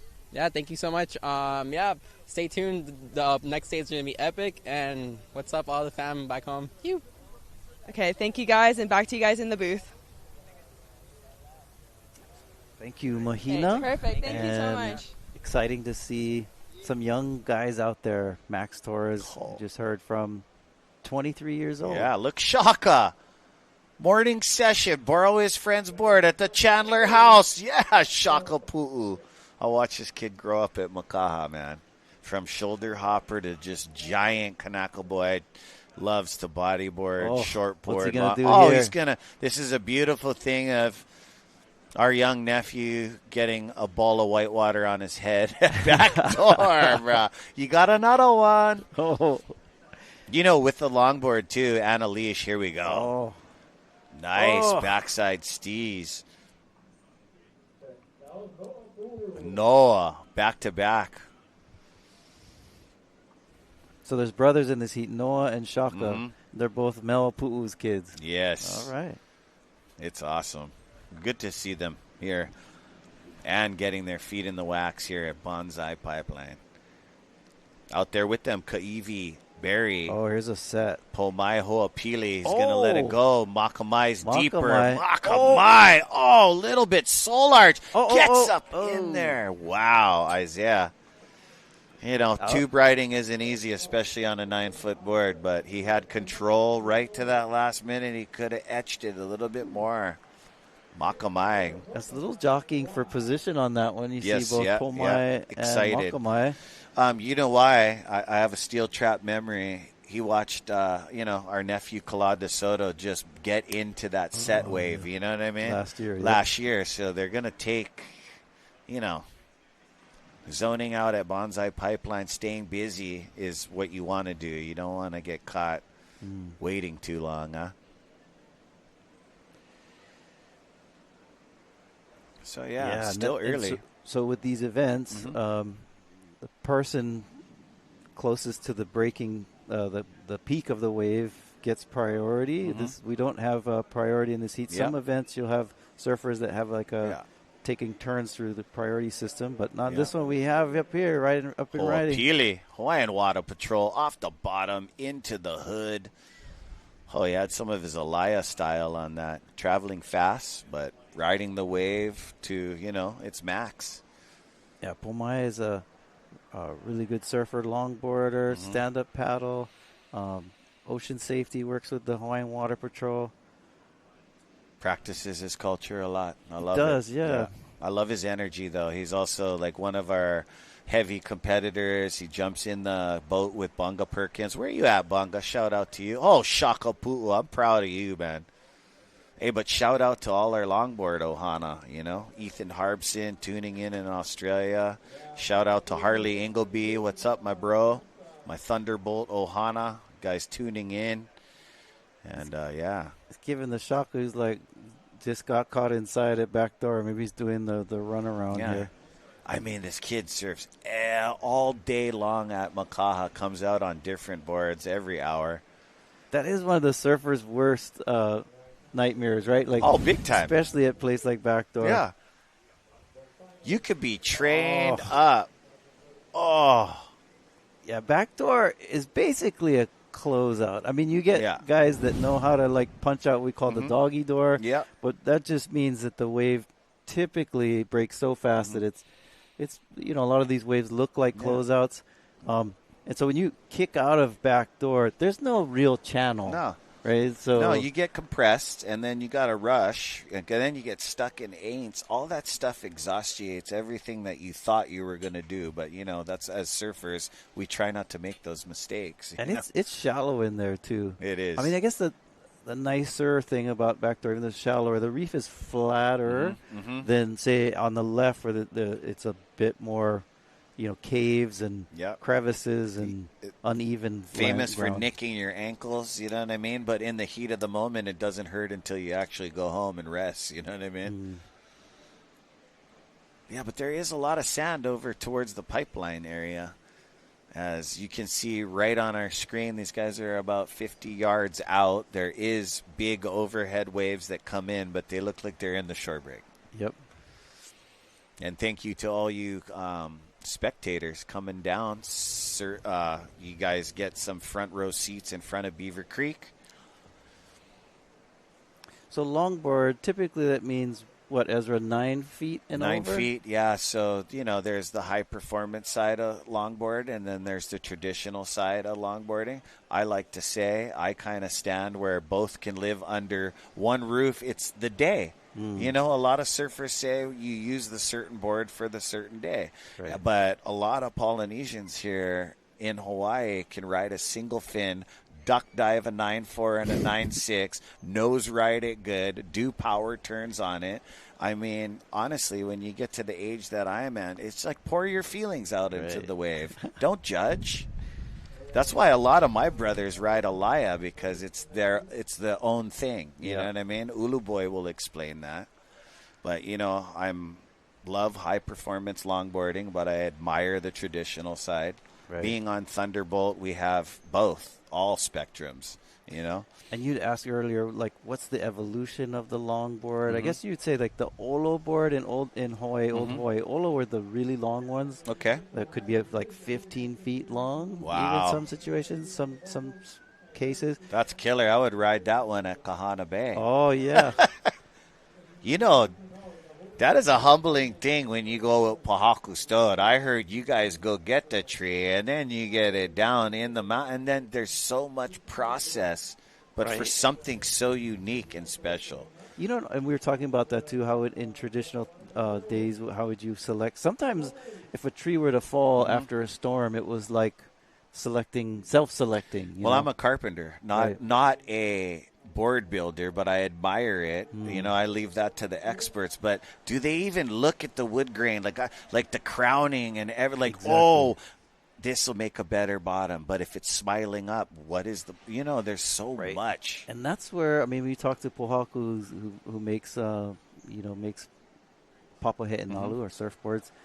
He does say that. He says the wood kind of tells your job is to sort of discover what's in there. Yeah, no, but I mean, like you said last year, I love when you talk about the surfers that actually shape, like Clark Abbey. You know, that's we're in memory of Duke, but then that's all. You know what I mean? Right. That's like some real hardcore surfer stuff. Like, to me, you know, like how you said Big Kahuna, how it gets Hollywood glorified. I look at, like, that is a real kahuna, somebody that can shape their board and pass down. For sure. Technique, but also experience. Experience is everything. Yeah. And you're right. So a lot of surfers would make their own boards. In old times in Old Hawaii, surfboards had an identity. Like, the boards would have name, like you'd name that board, and especially if it was a special board to one of the like high-ranking chiefs, that board was often kapu or had a very sacredness to it. And so it's kind of cool. Even today, you get a new surfboard. We just had Christmas. I'm sure so excited. Did you get a new surfboard? I did, actually. I didn't. I'm real hurt feelings, by the way. I did get a new board, but so that that exciting feeling when you have this kind of relationship with it, when you pick it up and you feel some sort of energy and connection to it, and big time. I love my surfboards. Yeah, but So I think it's similar, in old Hawaii, it really was even more of that, because you really, especially with something that's made from wood and it's natural in its environment, you get that kind of real connection to the board. I wanted to ask, do you have a favorite board or a shaper from the ancient Hawaiian days? I wanted to ask. Pull my Hana Ho. Following it up, it is a final. He does get a shampoo. He gets the leash out of the toe. There's nothing like that thing in your toe, you know what I mean? But he started off the event with a scooter boy. A barrel. There it is again on the reverb at Pipe. Let's go. Boom. Onto the shore. Wow. Nice sweeping cutback. Shout out Uncle Terry and all you cowboys. Unreal. Let's flash back to the 80s and 90s. You want to ride the wave all the way to the sand. You know it, yeah? Oh, it's pulling in. Nice. One of the Pu'u boys. Bubba Pu'u, Noah.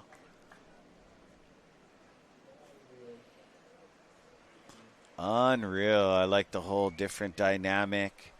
The young boys. Ooh, Shaka taking a look. Bro, they love home, bro. It's rare they leave Makaha, so I'm like super stoked to see them. Yeah, so back to your question of like favorite shapers or board makers and so forth. I mean, the beauty of Hawaii and the North Shore in particular, we have such a genealogy of But do shapers. you have something that you admire with Uncle Tom Puaku Stone? Like, that board in particular from the day that blows your mind. Yeah, he had one of the early boards that he made was made from wili wili wood, and wili wili is like a native wood that's lighter. Lighter. It's very light and floats a bit more. And so that was one of my favorites. Let's see some of this action. Pull my stalling, getting a little covered right there. Plenty style. Longboards move fast. I believe he's riding his Bernhardt too. Bubba Pu'u with the cover up. That might factor in too. Kid's been studying. Love it. But not to jump into different questions. I've been salivating on asking you this. Like, I know they use, certain stones and stuff. What is another kind of acquired sandpaper from the ancient Hawaiian days to rub the wood that would just be kind of mind-boggling for viewers? Like, huh?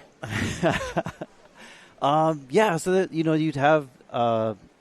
honestly, I'm not a carpenter. Any leaf that they would put down and there's I know most. There's a lot of different saps and oils that you would use after it was finished. Right.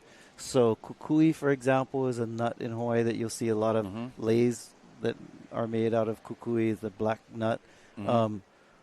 There's an oil inside of it. In fact, kukui in Hawaiian also refers to light or lantern or lamp. Yeah. I would figure they would use that. Because you could burn the oil, and the kukui would be like a light that you could... How did you guys make the rails back then, though? Like, just with their stone chisels? So you have different types of tools from adzes, which is, so you get ko'i, we call them, where you have, like, these different kind of chisels. That was primarily what you do, a lot of the carving, and even today you have a lot of carvers that still carve in Hawaii and throughout the Pacific. It's a lot of work, though, and taking down the stone.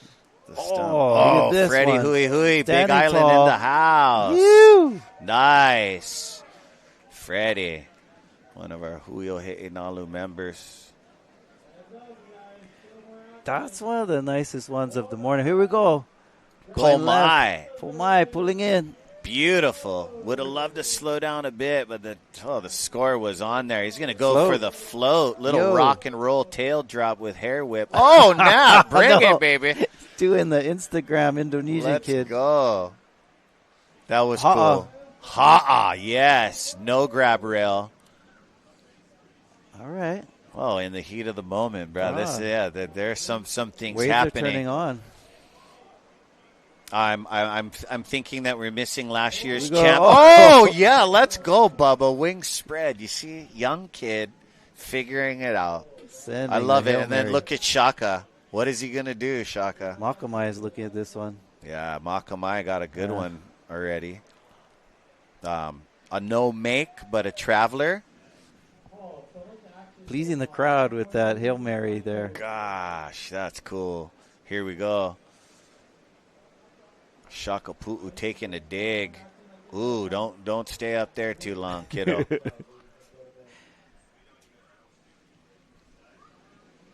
Beautiful. Nice flying, by the way, by Zone Media.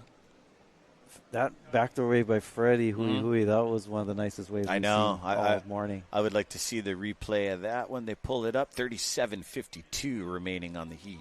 A lot of steez and his standing up straight. Yeah. That's one Hui, bro. This guy's one humble guy. He usually visits us, but you know what?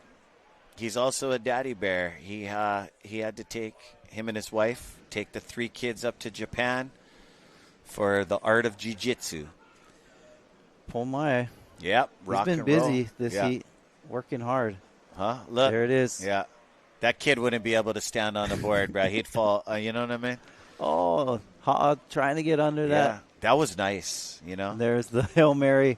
Bubba Pu'u, his dad was, one of the best during the Russ K days, He would not just tour with the Hawaiian Water Patrol and watch over us, but he was also a guy that would put on a jersey and had a mean backside attack coming from Makaha. That was a flurry. Almost all of our surfers got waves on that last exchange of waves.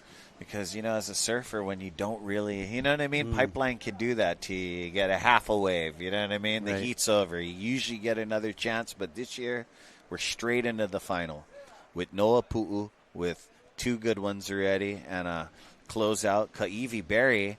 Is he in the heat? Yeah, I'm just kind of waiting for him. He might be shopping. Polmaiho Upili with 2 beautiful scores. Ha'a Foster looking to clean up a second score to make it dynamic. Makamai de Soto with a no-make traveler looking to strengthen that. And Frederick Hui with a make at backdoor. So, it's really up in the air with 36:02 left in the heat. That's 3 amateur heats right there. These guys got a lot of time. Yes. Conversation about surfboard making, the evolution of the surfboard, and how it went from traditional wood boards to looking at the original surfers here, whales. Oh, yeah. Yo. Right there. Send us some more swell. Get your friends involved. Oh, yeah. Yeah, waving to us. At the beginning of whale season. That's right, huh? Well, saying aloha to I wonder us. if we could hear them echoing off. I mean, usually when you put your head underwater during whale season, you can hear their beautiful songs. They love hanging out at the third reef at Pipeline. It seems like every year they're just chilling out there at Pipeline. Yeah, but Saturday they're going to have to move a little further out, huh? Yeah, beautiful humpback whales. In Hawaii, we have humpback whales that we call kohola, and we honor the kohola. Look at these guys all stoked talking about their barrels. I like when everybody's getting waves, you know what I mean? Some people need to strengthen the waves, but this is what it's all about, the camaraderie, the aloha, the respect. Oh, look at my brother Makamai. He looks really focused, yeah? No noise. Oh, look, he's cracking a smile. Yeah, they're all talking story. Makamai's kind of in the zone over there. Yeah, he is, because he knows he needs a second wave. So, like I said earlier, bro, it's nothing like poker facing your friends. I'm just busy right now over here. I'm going to talk to you a little bit and then back to focus. He's jumping in the conversation now. I bet you if you started to move 10 yards. Look at that. Oh, beautiful. Oh, wow. Getting jealous of the... Wow, look at that. This Beautiful shot. Zone Media. You can see his color on his fin there. Yep. That's nice. I wonder how deep it is out there, Isaiah. Last week, Saturday, I got to go out 400 feet deep with Haleiwa Shark Tours. Thank you, guys. It was 10-foot surf, right? You could still feel it out there in the cage. Wow. Yeah.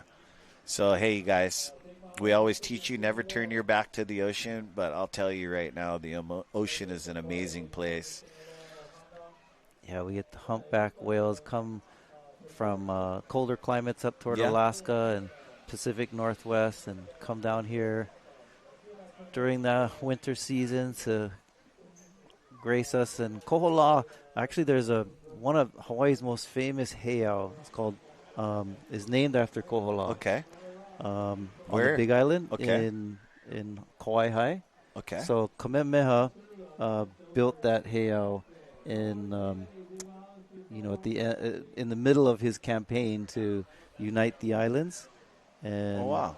And so, it's kind of shaped like a whale. Really? Kauai. So beautiful honoring of our kohola that have been coming to us in Hawaii for a very long time. Wow. Sure. All right, look at that with her baby. So beautiful, mom and child. Lovely North Shore footage here at the Backdoor Shootout. We're going to go to break, and we'll be back with more action in our longboard final.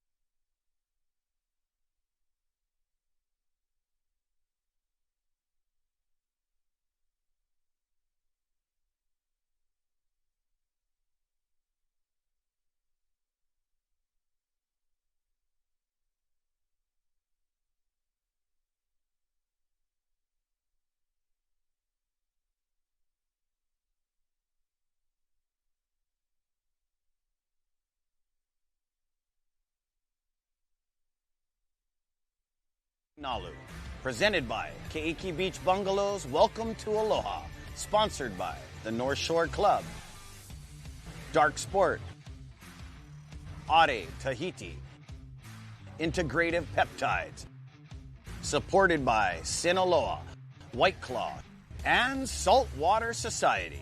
This live broadcast is produced by Zone Media, creators of Ocean Paddler TV, Hawaiian Extreme Sports TV, and In the Zone.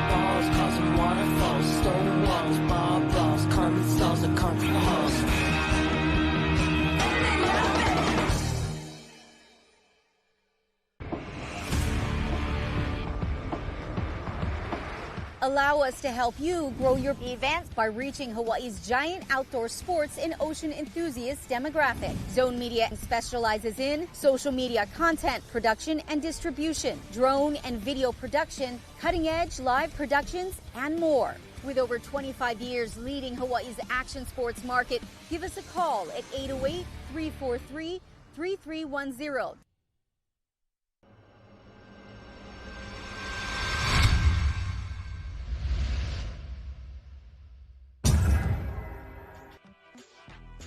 Welcome back. My name is Ezra Rodriguez, sitting here with Isaiah Walker on this beautiful pipeline with a side of backdoor longboard final. Isaiah, how you doing? Awesome. Yeah, it's a beautiful day. As you can see, all the kids on the beach. Oh, that's like a sand slide. Me and you would be sand sliding across Beaver Creek onto the other side. Here we go. Surfers paddling, looking at this one. Because it got Freddie. Oh. You know, that was with 28:30 left, he has a lot of time. But, you know, that would have been just great to get your second wave, and then you can sit out there a little bit more relaxed because he does have a backdoor make. Yeah, he has one of the best waves of this final. He pulled into a wave, a backdoor wave. And you guys think it's small. This guy's about 6'2", 6'3", took a giant breath and went under. You know? Ooh, Maka. Yeah, look, I mean, with the longboard, it's harder to stay up in that pocket, and unfortunately wasn't able to get in that barrel. But as you said, Ezra, 28 minutes left is a lot of time. Yeah. But you know, you can never manipulate Mother Ocean. You just got to wait for her to dance nicely with you, you know. You can move around. You can go shopping. A lot of people don't understand. Waves don't just come to you. You got to move around a lot. And some people just have what we call a wave magnet. Jeez, right? Mana. And so then, yeah, exactly. They just, some folks, the waves just seem to come to them. I think John Florence is notorious for that. Big time, yeah. I mean, definitely hunts around, but here we go. Here's a replay of the first wave he had.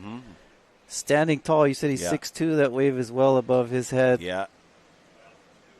Not a deep barrel, but still nonetheless was in there, and beautiful tall wave at backdoor, successfully rode out of it. In the name of the game, that was a make. He would like to adjust it a little bit because I am thinking about Noa Pu'u's double barrel. Makamai has a traveling barrel. Ha'a, kind of a short backside barrel, but also in the game. Pomai has a couple consistent ones. That is true. Not deep, but he's been the busiest. Playing to the objective. Right. Yeah. He's given us some hand jive from little Instagram videos. And when you do talk about what we are here about, like, you know, what made the Backdoor Shootout different, the event intentionally designed as an alternative mainstream contest, team format, priority, and it gives Hawaiian surfers a chance, you know, guys that would never be invited to an event, but we watch them as local heroes at our beaches around the island. The big meeting, the shootout, isn't just a contest, it's a statement. And for 30 years, this is our 30th anniversary, so you can see them on the new hats. And a way to claim Hawaiians to reclaim authority over the most iconic wave, a reminder that Pipeline is not just a competition venue, but a cultural place, a platform to celebrate Hawaiian excellence, Hawaiian terms, and Hawaiian power. Yeah, that's what does make the shootout so unique and such an awesome event, that it's unlike any other, and to have it at the premier spot of world surfing stage at Pipeline is a statement.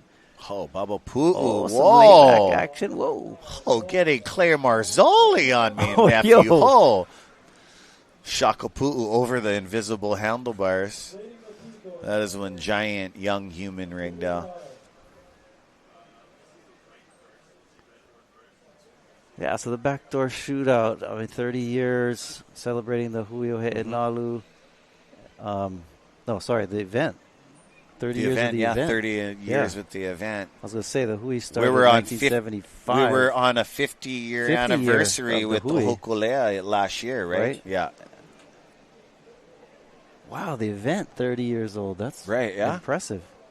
I know it. You know, I believe it started off at sunset, moved to the Pipeline. Here we go. Oh, Mox with the make.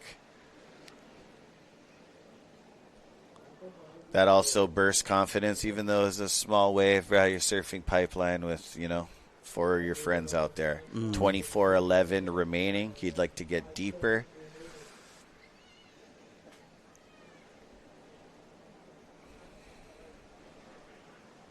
Yeah, so the longboard division, a lot of water patrol, watermen out there. Mm-hmm. It's an all-Hawaiian final, too. Yeah, and then the last we competed here in Hawaii, shout out to Uncle Mel, was his Bretta Mills Waterman Championship. Pomai Ho'opili with that beautiful style. You know, Pomai does some cool woodworking stuff, too. He's a carver, too. Yeah, he's a carver, yeah. I also like his stand-up paddling technique, his Oh, Alaya backdoor technique. ha'a. Ha'a.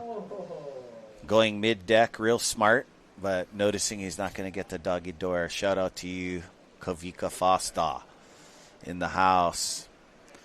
Yeah, and Foster Bloomfield Ohana. So his mom is a Bloomfield, dad is a Foster. Both come from long lines of water safety surfers. What an amazing collaboration that is, right? But then at the same time, you know, like one of my favorites growing up too, Huio He'enalu. Always, my hat's off to you, Uncle Marvin Foster. You know, unreal North Shore days over here. When I was a kid, my first surfboard, I think I was 9 years old, for my 9-year-old birthday. I mean, I was, you know, in Hawaii, you start off on boogie boards. Yep, a lot of people do. You know, most people in Hawaii, you start off like on the shore as a baby, as we're seeing these kids in the Beaver Creek Pond, and then you move on to like maybe riding a boogie board on your own, and then eventually you get to a surfboard. Well, when I got to eventually my surfboard, I think it was my 9th birthday. I got a 5.0 Ken Bradshaw board. No ways. From Orchid Land Surfboard Shop in Hilo. But it was a hand-me-down board from Kolohe Bloomfield. No ways. Yeah. I love watching that guy surf. That guy's an amazing surfer. Watching the Chun's Tower right now, but I love when he comes out and just backside attack through the longboarders. Also raising a champion longboarder himself. Honolua. Yep. The Bloomfield Ohana, they've got some great surfers. Honolua has been multi-world champion, longboard. When you got your new board, were you ready to make the change at 9? Were you ready to stand up? I was already standing up on the boogie board. Okay. You know what I mean? That's how it usually works. Like, you still got that first board somewhere? No. Somewhere? Yeah, no, I know it's hard. Like, I'll never forget my first surfboard, but man, here's our class act right here. 7 guys in the final. So Kaiwi is not out there. Yeah. Yeah. Shakapu'u taking a dig. Getting a mini backdoor. Whoa, the thing actually... I like the ring of the Shakapu'u. Sounds like Shaka Zulu. Yeah. That's also when Uncle Mel's playing his guitar. That's part of his band. We call him the Shakapu'u band. Oh, okay. Yeah. But yeah, there's a documentary out. I just found out today that Apple TV is picking it up. It's called The Story of the Shaka. And it's like history of the Shaka sign itself. And it transcends from the plantation, right? Guy's name. I mean, I encourage people to watch because it shows that there's multiple narratives of the origins where of it came. Oh, so there's a few origins that happened at the same time. And they interview a bunch of people and trying to find kind of the roots of the Shaka and how it evolved. It's a really cool story. And surfing is a part of that story as well. Well, the Shaka was dominant back then. No limp, weird, kind collaborating, glitchy Shakas anymore. But I heard a story about a man that was missing his. Am I around the long line? Yeah, and that's a prevailing story in the film too. They interview a bunch of people in Laie. So there was and he was a waterman too. His name was Hamana Kalili, and he was missing his 3 middle fingers. So all he had was his pinky and his thumb. Yes, and he became very. Famous through the Hukilau. There was a show before the Polynesian Culture Center. There was a beach luau called the Hukilau, and I've heard of this. Yeah, and there's a song that's been played. I'll go into the Hukilau. Yeah. And that's a part of that. That's part of that. Huh. And so he was one of the. He would always stand in as because you know how in Hawaii we have May Day performances where we reenact the monarchy often, where we have these processions where we have either they're riding on horses or they're in a May Day where the kids come out in a court, right? Right. You have a king and a queen and represented from each island. Well, he would do that. He stood in as Kamehameha in many of these parades and things that we have in Hawaii in that time too. But he was missing those 3 fingers, so he would wave at everybody. That's and it was exactly like the what my Uncle Roy Vieira told me. I was blown away when he told me it. This is like 8-9 years ago I got told the story. And this is cool that it's coming.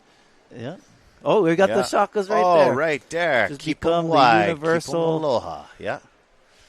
And Paying I always homage throw with the this shake. other finger up for the I love you shaka, you know what I mean? Bing! The index finger comes A really up. cool story, like even how we have variations of the shaky one. There's a guy named Lippy Espinda who was a comedian that would popularize. Oh, here we go again. You taught me that, Frederick. Hui.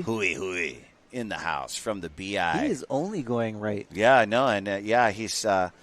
shout out to you, Bungo Perkins. He hasn't broken his board yet, but stay tuned. He might need his, you know what I mean? Oh, Makamai going right. Makamai, let's go, little brother. Oh. You know, if I was to coach him, I would say he should have float that, okay? No barrel, float it. He can. He's got amazing backside cosmetics. But, yeah, man. So during Chief of War, I mean, I'm stoked this is coming on because I had questions for you. And then, boom, I see you.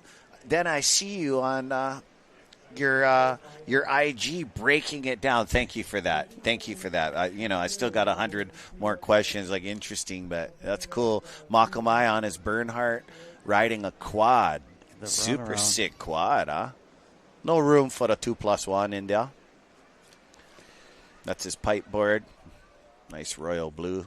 Yeah, so what Ezra's referring to is there's a series, an Apple TV series called Chief of War, and created by 2 individuals. One of them, Pa'a Sibit, who is a Hawaiian from Seattle, Washington area, and actually he attended the university that I teach at BYU Hawaii, and studied Hawaiian studies and things. And it was always his dream to put this together. He worked with Jason Momoa to produce this, and it took them several years, but basically doing the story of a chief named Ka'iana.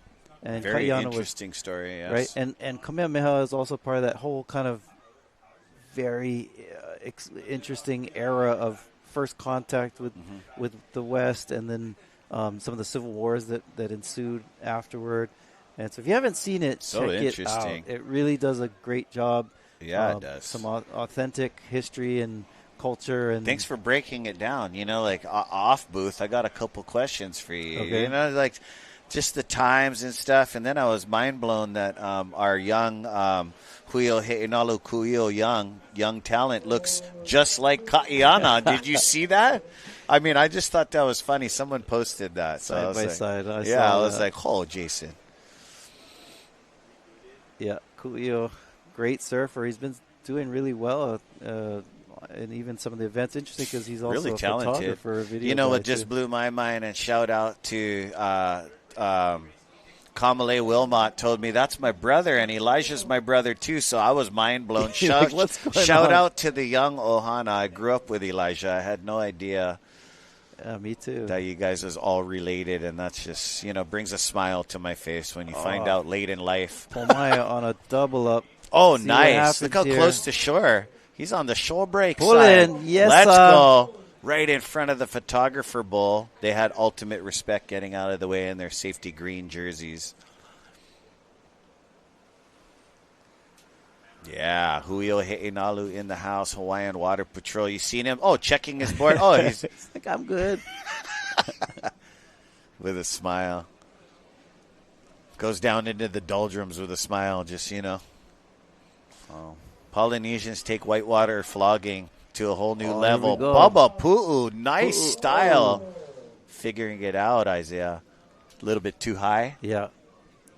Pipeline sucks up a bit more than Makana, maybe. Here we go, Freddie Hui. And going left. First time watching him left at pipe. Here he goes. No hands. Whoa. Whoa. His nephew. That was really nice. Oh, mixing it up with a layback. Not totally covered up. Real steezy. Nice flare. Nice speed. Yeah, he's got a bit of bonga style in him. Yeah, he does. There we go. Makamai de Soto. Bonga living clipped. here now. Ooh. No leash? Yeah, I just noticed that. No leash. That looks like one of his magic boards. You know, wearing a leash could take it 3 feet from the tail. It could be 2 to 3 feet. You know, Kelly Slater's way of saving his shortboards last minute to the parallel to the whitewater really does work in longboarding too. You kind of give it that extra pull. You don't want it to pull way too early. You want it to catch a ride and get into some of that whitewater kerfluffle without yanking it down so much. Longboarding can be very expensive at waves of consequence. Yeah. Yeah, a lot of waves now. Action. Replay. Nice replay. Not super deep, but then he goes over here and wipes off some speed there. And you know, on the inside, to get that extra bonus turn, sometimes it's not time for it because there's so much chatter and speed and reverb going under your fins. You can eat your surfboard more than putting on a show. But we all grew up just loving guys coming out of pipeline with that one last turn. I don't know if you're the same way, but really love it. Of Maikai stalling, hunting for that barrel, puts Nice his arms out, and pace. then wow. Oh, Maka. I missed that detail. That would have been a good score for Maka. Would have kept him in that top 3 as we got our top 5 guys out there. Sometimes when you dance with Pipeline, she gets mad with you. Oh, yeah, big time, yeah. Whoopah! 12-22. It's like, oh, you like Akap? Oh, yeah, no, but Makabai, he take cracks, man. No problem. Watch Dwayne and the DeSoto tribe raise him. And super stoked to have him back in this year as his nephew, Kala DeSoto, took the title last year on a beautiful thread the needle and a nice pipe bomb. It was bigger last year, but still very contestable. Paul Mai's got some beautiful waves on the board. I believe he's got honest 2 good waves. He'd like to be deeper in the barrel, but outstanding performer, smiling. Yeah. There's something about this event, you know, it doesn't just honor respect, it's just with your friends. Surfing to Hui Backdoor Hawaiian surfers collectively founded by Eddie Rothman and Kavika Stant Sr. and Uncle Terry Ahui and others created the Backdoor Shootout in 1996. So, yeah. It's weird to think 1996 was 30 years ago. Right? How many years you been in the booth for the Backdoor Shootout now? That's a good question. As you started before me, I mean, I was nervous. That's when I first was. 8 or plus years, something like that. It's been 8+ years, probably. right on. Oh, you're almost like making more years than I've been in the state. Shout out to all my state brothers. If you guys are tuning in your vacants, aloha, gang. Your carpenter is on the 2nd floor of the pipe house. But yeah, right It's on. a real privilege and a blessing to be so here happy. at the Backdoor Shootout. It's an opportunity to share a bit of our history and culture of the sport of he'enalu and the art of surfing. Yeah. Here we are in our office. Aloha ohana. Look at our beautiful backdrop office. We are pumped, guys. Thank you very much. Yeah, so Ezra Rodriguez, Isaiah Walker, we love having the opportunity to share time with you and on the North Shore at Backdoor Shootout in 2026. Yep, 2026. Yeah. And we got the shirts, you guys. And I think all the huahines will be right down on the beach selling them. I don't even think they're going to make it online, guys. I told you guys last year. We got 2 versions of the Lycras. The one with the white font, all done by Jack Soren. And we also have the gold chrome one, too. And it's amazing. Long sleeve, short sleeve, Lycras. Go check them out. Or come check us out. And cool to see Jack Soren's art really I love taking it. off. Yes, thank you, Jack. And, celebrating Hawaii artists. He's, a mural guy where he does a lot of big murals, but also a lot of other art. Kind of cool. He's connected to his family. Some of the original founders of the Hui Backdoor. Yes, his uncle, Imbert Soren, from Laie, was part of the original group that was 1975, 1976, forming the Hui Backdoor. So kind of cool to see that legacy with Jack. His dad was an artist too, but a jeweler. Nainoa Soren. So Henry Soren, his jewelry company called Nainoa, and did beautiful Hawaiian design some Hui rings. And which is cool too. Hawaii, I mean, not only surfing, of course, is some of the arts that we've perpetuated throughout the world, but even in art and in jewelry, we have these real specific and unique designs that make up what we call Hawaiian heirloom jewelry. And the bracelets and so forth go all the way back to the monarchs of Hawaii, Queen Liliuokalani and them. We're known to wearing these bracelets, and gold's been expensive lately. No, it is, but not all the way up to the elbow. No queens wear them all the way up to the elbow. I get some look like Wonder Woman bracelets, kind of. Like the Bully Coco ones. Yeah. So that's a tradition of ours here in Hawaii. Gold and silver, it's the old ways, all that stuff recycles and comes back. So, just the engraving, the different type of maile leaf and other types of leaf work and flower prints and so forth that are engraved into jewelry. So Jack Soren, the artist, his father, Henry, was one of the best at that. That's awesome. I did not know that. Been really loving his you guys are probably going to see him on Saturday. I'm not sure if he's going to do like a live mural on the beach or something like that, but yeah, definitely a big part of Huio He'inalu, and we had a good time at the awards ceremony last year. There we are, Hawaiian flags a-flying. And looks like there is some texture out there in the lineup. It actually doesn't really show. You see the colors there of the club, the Hui Backdoor, the red and the gold and yellow. You've seen a lot of those colors in the Apple TV show. Yeah. Chief of War, because those were the colors of the chiefs, right? And it mainly stems from particular birds, feathers that they would gather and make mahi ole, which is the headgear that they'd wear. Yeah. And I love that in that film Chief of War. It really normalizes and it shows the significance of those, of the capes and the helmets and the bling, basically. On the helmet, the arc, was that made with bone? Like to no, make these were like woven, right? Woven, so woven so tight that you could make the arc. Like basket weaving type stuff. You know? Interesting. Yeah, guys, someone's going to get into the lineup right here. Makamai just taking a little bit of an investigation right there. This is a slow roller to the inside. Makamai is looking to strengthen one of his lower rides as he came unglued. Mother Pipeline gave him a little bit and knocked him off to his side as he came off on a nice one. Here we go, Freddie. Hui.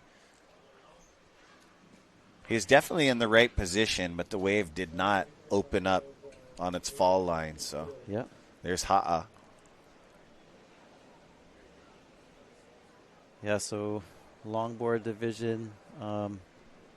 5 minutes and 31 seconds left. Really cool to see that, as we mentioned earlier. We're celebrating Duke Hanamoku also in this event, in this specialty event here honoring Duke.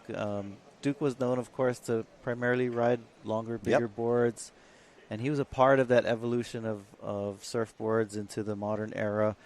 He was a surfboard maker, like I said previously. A lot of surfers used to make their own boards. Yeah, and Duke was one of those. So he'd ride different types of boards, but because, he spent most of his time in Waikiki, but I have to clarify, not all of his time. Not all of his time, a lot of times people will assume, like, well, Duke lived in Waikiki. He never surfed, these other waves that we surf, and that's not true. Did he ride an Alaya board his first surf, meeting those kids on the inside of the shore break? I was wondering. Possibly. Yeah, right? There were...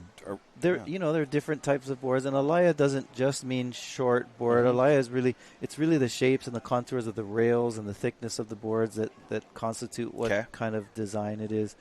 But yeah, Duke preferred, riding longer boards in Waikiki, of course. But he also was known to venture around, I've heard stories of him surfing at Ali'i Beach in Haleiwa and elsewhere. So we're honoring Duke Hanamoku, and we often refer to as the father of modern day surfing. A lot of that is because he was so famous as an athlete, as an Olympian, and traveled around the world to different competitions with swimming primarily. But people were enthralled and amazed by surfing, and so everywhere he went, he also had exhibitions where he surfed and people watched, and he taught people how to surf, and he made surfboards and left them there. And what a treat in those days. Quite a legacy of promoting the art of he'enalu and our culture from Hawaii to the world. Big time. Yep, Uncle Duke, he has a birthday celebration in the summer months. And what's cool, too, is a lot of the old-timers, they knew Duke, you know what I mean? Yeah, I didn't know he got to take Auntie Rel's son on the airplane, take her to help out women's surfing. Right. Like, that is all cool. The Uncle Duke, the, beautiful white hair days in his suit. Yep. Man, so much history. We all know him as an Olympian, but he means so much to our surfing culture. Just who he is. I never try to give you guys homework, but a lot of my gigs, I'm like, hey, say we're off after this final, and none of you guys from around the world really know who Duke is. Watch Waterman. This is one of the guys on the Waterman, narrated by Jason Momoa, and so many cameos, not just from Isaiah Walker, but from iconic Watermen worldwide, talking about the relationship between Cecil and Duke, and that relationship, I love you're giving homework. You're giving homework. No, I mean, I just like before Saturday. A lot of people, before Saturday. Before Saturday, you have to watch awesome. Keep of War, Waterman, and the Shaka documentary. Yeah, no, it's just awesome. And then if you guys ever seen Waves of Resistance or read that book, this man, you're working on another one. I always ask you this. I know it takes some time. I mean, I've published other articles since then. Good. And I have some projects in the You're going to have to put it all together and create a new book, right? Yeah. Yeah, for sure. And that's why, guys, it's always good. That's just what I say. I'm not trying to give homework, but it's always good to be educated in things that you get into. I always say, I don't come into your office and mess up all your paperwork. Surfing is a lot of people's office, you know what I mean? And where there's a will, there's a way. Where there's love and aloha and respect, we can go super far together as we shoot out into 2026. Wow, Dolphins now. Being visited by all kind of wave riders today. Oh, big time. Oh, these guys are piping hot, too. These guys are going up against the current. Swirl on the outside. Iolani sees them. Yeah. In Hawaiian, the Hawaiian word for dolphin is nai'a. So we had Nice. kohola. There's some language learning today. Kohola for the whale and nai'a for the dolphin. So the night just went flying by. The whales must be at Haleiwa by now, yeah? And they just went, hey, what's up? We're going to go check Cruising. out the contest. Go down to Rockies, make our way back. Oh, Makamai looking at this. Let's Double go, up. Mox. Call it, Isaiah. All right. Standing tall, but he knows this time. Focus on the exit. Yeah, focus on the exit. Looking for another double up. Let's Oh, double little down. head dip. Helicopter that thing. Polmeyer right behind him.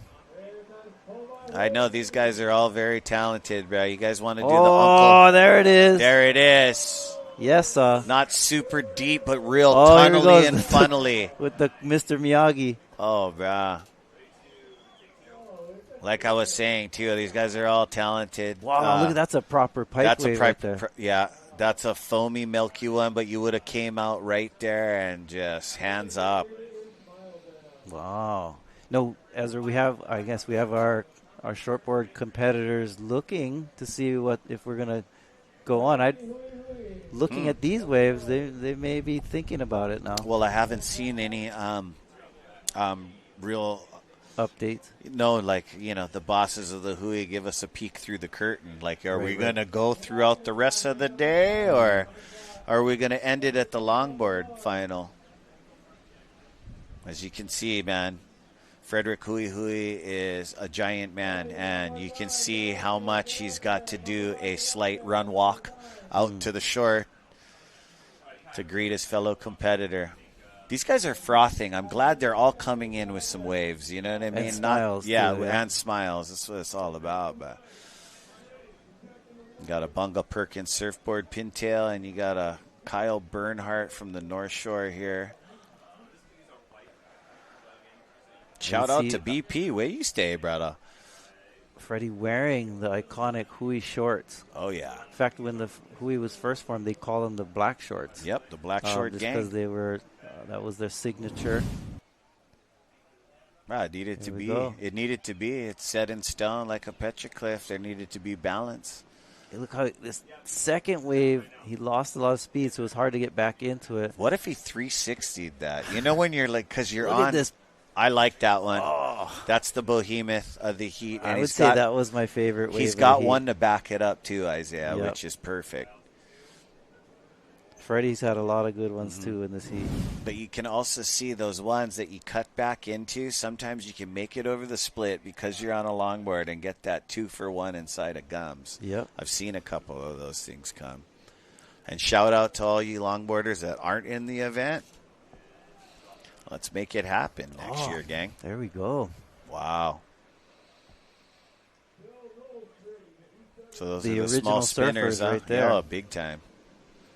I was really heart-touched again by these dolphins rescuing a New Zealand father and daughter. Oh, you know, great. Didn't see that. Great white was coming, and they went nuts. They went around them all the way until they got into safety. That's the third story I've heard of something at that caliber. Yeah, it's like the dolphin knows it's going to be a feeding time, and they're not going to let it happen while they're around. So they're going to escort you to the beach. I think that's amazing, and that's really water safety of them. Yeah, you know, water safety. I mean, that's killer. Like, thank you for taking care. You know. There's a lot of stories in Hawaiian history and culture of we call aumakua. And aumakua is basically like a guardian. Kind of like you ever watch Mulan? Yep. You had Mushu. Yeah, Mushu, yes. So in Hawaii, you know, guardians, oftentimes people would say there's a certain, like a shark or a dolphin or a turtle or... Yeah, for me is the pueo, the okay, owl. Okay, and then oftentimes in our tattoo art or cacao, you'll see something. Oftentimes people will put what their family's you know, kind of genealogy speaks of what kind of aumakuas were in a lot of people, genealogy. They like to say the aumakua is their shark, but, you know, you have to go back in your history's past and find out. Yep. I just feel that, you know, when I was acting up, I've seen owls fly right over my car, even in your neck of the woods. Big owls, like, okay. You know what I mean? It's just, you know, it lets you know. It's always, you know, looking over you, your amakuas.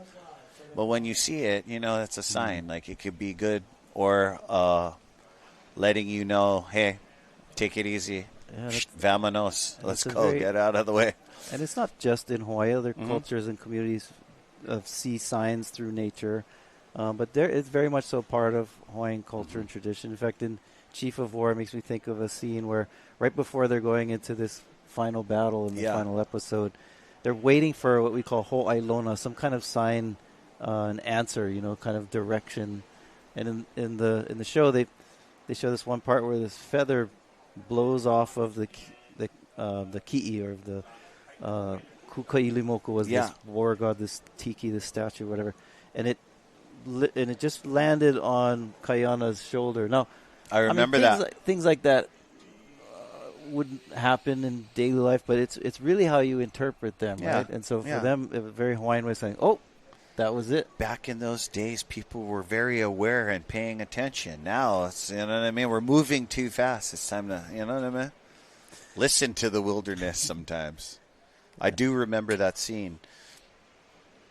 So oftentimes being in the ocean, you become very attuned with the water, and it's a very spiritual thing, right? Being in the ocean and surfing and really puts you into a place where you feel surrounded and enveloped by nature. And so the ocean is a very healthy place to be. You can find this war god is right in the Bishop Museum, right? It is. Right there, yeah. Did they use the actual one? The actual it's very heavy looking. You can feel like right behind that glass. If you, wow, look at this premier longboard final. 9 minutes left. You know what I mean?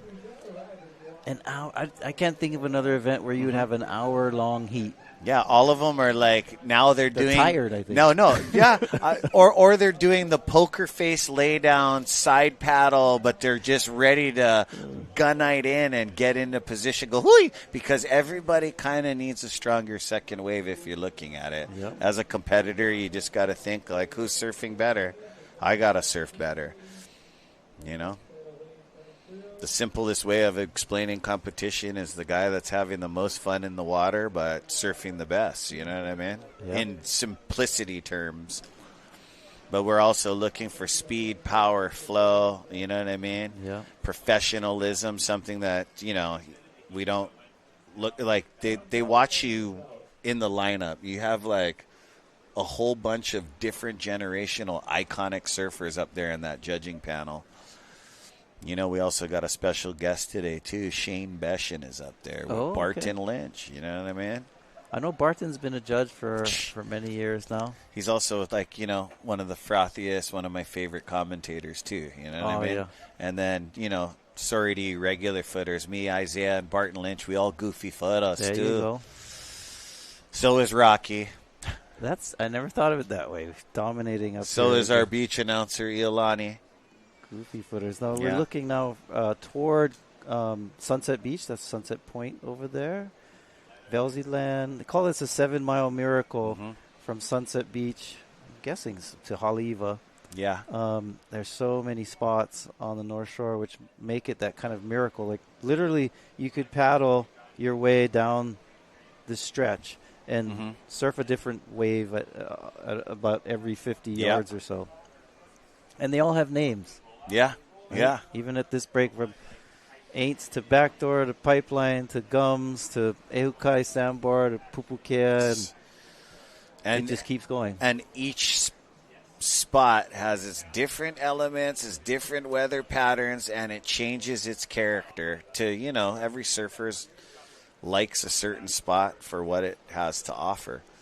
But you guys can also join us every 4th of July for the Hui paddle race. You know, if you're water savvy, you can paddle from Turtle Bay all the way to Waimea Bay, or join us at Sunset for the short course, the family course from Sunset to Waimea Bay. And it's usually just family fun. And look at all those beautiful shades of blue, Isaiah. Yeah. It is pretty magical, especially as a surfer, to be able to surf in such pristine waters. We want to keep it that way, so we want to malama this place and take care of our oceans and our aina by being thoughtful and sustainable in our lifestyles. Yeah, thoughtfulness goes a long way. You know, make it infectious. You know, right about here, Kauai is in here, and I've seen right it there maybe once or twice. What, from here? Yes. Wow, it's very that's rare a and crystal clear day clear. because it is still very far away. Yeah. And then now it makes sense that you point right there. All the cold currents head towards Kaena Point. That's why we get real big amphibious livestock at that one area. Yeah. It's just nuts. So you did the shark dive recently. In fact, it's my birthday Kaiwi last Berry week, does Saturday. the shark He does. tour. He's not They in the told seat. me. Maybe he's working Shout right out now. to Kala Alexander and Mokuakai Rothman and my best friend, world champion longboarder Dwayne DeSoto for me and his daughter shared the same birthday. First time ever, Isaiah. Wow. And I love sharks. I mean, you know, I always wanted to see a tiger. I see them surfing. I want to try, but yeah. Day number 1 with an uprising swell. Ezra Rodriguez, Isaiah Walker, Hui Ohe'enalu in the house. Thank you to Keiki Beach Bungalows and all our amazing sponsors, North Shore Club, Dark Sport, Are Tahiti, Integrative Peptides, one of our new sponsors. Mahalo. You pour this in one of your water bottles, and this thing will take good care of you. This thing's got Peptides Pro, Prep Biotics blend with all kinds of complementary things that you need for your body to have a great day. And it is a beautiful day outside today. Big time. I was saying, Ezra, it seems like for the last 2 weeks straight, I don't know if it's just on my side of the island, but we've just got a lot of weather, a lot of wind, a lot of rain. Oh yeah, you guys definitely got that too. No, it has been. It has. The North Shore too has been pretty stormy. So it's a nice day today for us. Although we cannot complain. You know what I mean? Cannot. Like, it was raining for a few days. But I gotta remind myself, and sometimes just tap into my meridian and go, brah, you live in paradise. And, you know and we love the rain, honestly. We need the rain. I like those dark, ominous days. Right. I'm not a dark person, but I dig it sometimes. Yeah. You know? There's something too about the ocean too when you get those squalls that come through, and it kind of gives it different character. Vibe. Different vibe. Yeah. For Oftentimes sure. Closes down the winds, kind of settle a little in those cloudy days. Yeah. And yeah, thank you guys for joining us at the beach, and thank you guys for joining us around the world. Pull my hoa pili.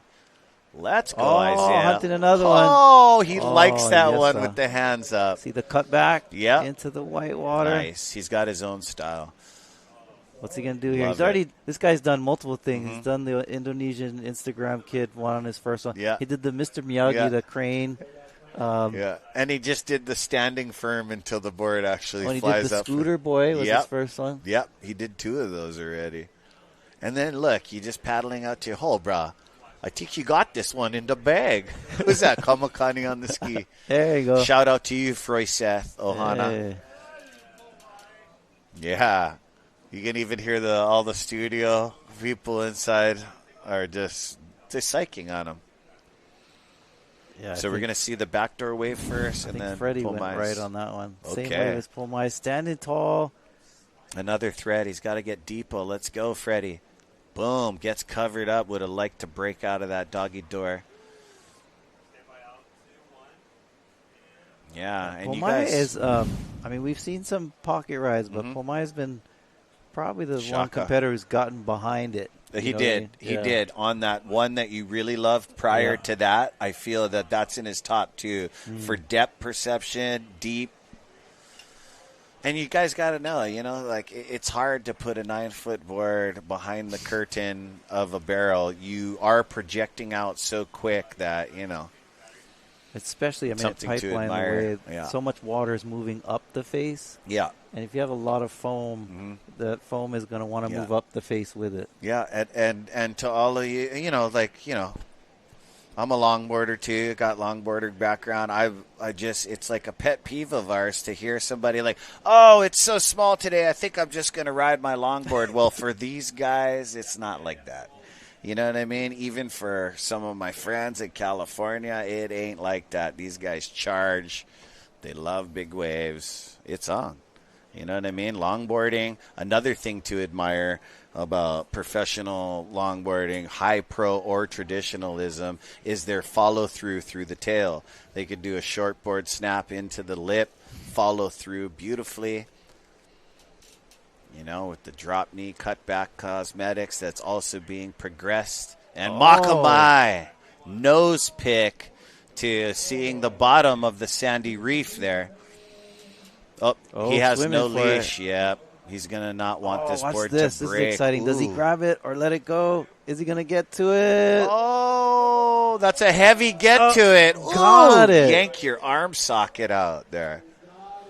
Yeah. Wow. Oh, bro. I love it. Iolani Adams on the 3rd floor next door to us. On a beauty. Really come out. Yeah, no, he had that little, his fins engaged too much. He did project. And what, another brought on no leash. No leash, huh? You know why? Like some of these guys break so many longboards. It's like within their hour. So Plus, what you're saying is Hawaiian water. I think he does have a leash, but not having a leash saves your board? It lets your board go, but if you're not a good swimmer, and this is true, guys, and you swim and there's shore break there, the shore break can take your board before you get it. What the leash does is it yanks on your tail so much, and when it sinks it down, it snaps 3 feet from your pintail up above a lot of times, you know. And just that pressure from having the leash attached. But the way you save your longboard is waiting for the wave to cusp over you, and once it obliterates, you take the lickings and wait last minute for your board, then you let it go. So you're getting the whitewater explosion, and we got the countdown. Wow, that was a action-packed heat there. Oh, man, I got to say, ridden. This is just day number 1.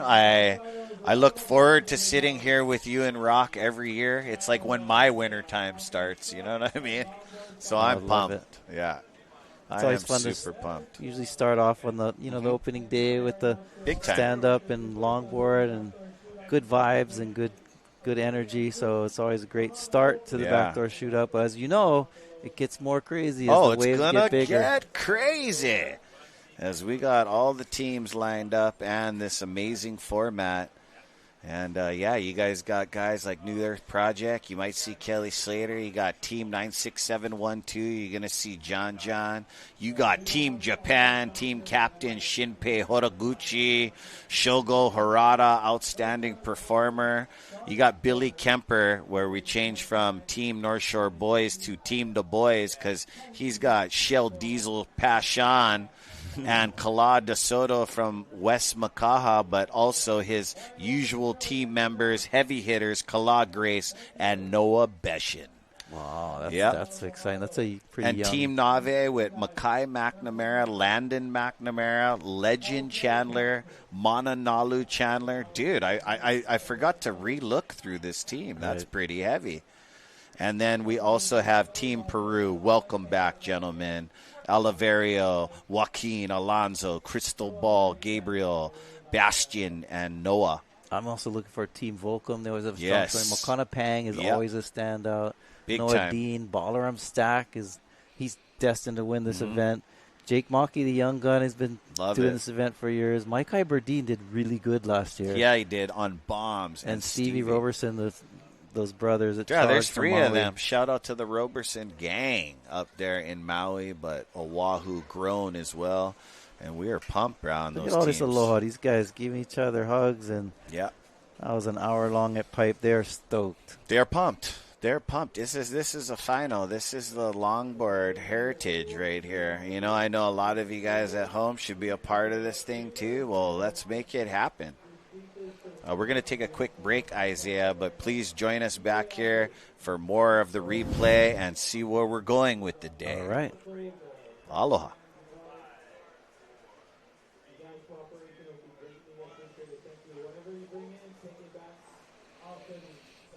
Good job, brother. Hell yeah. Thank you. Members of the Hui Ohe'e Nalu. Presented by Keiki Beach Bungalows, Welcome to Aloha.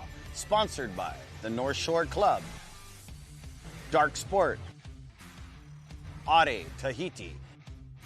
Integrative Peptides.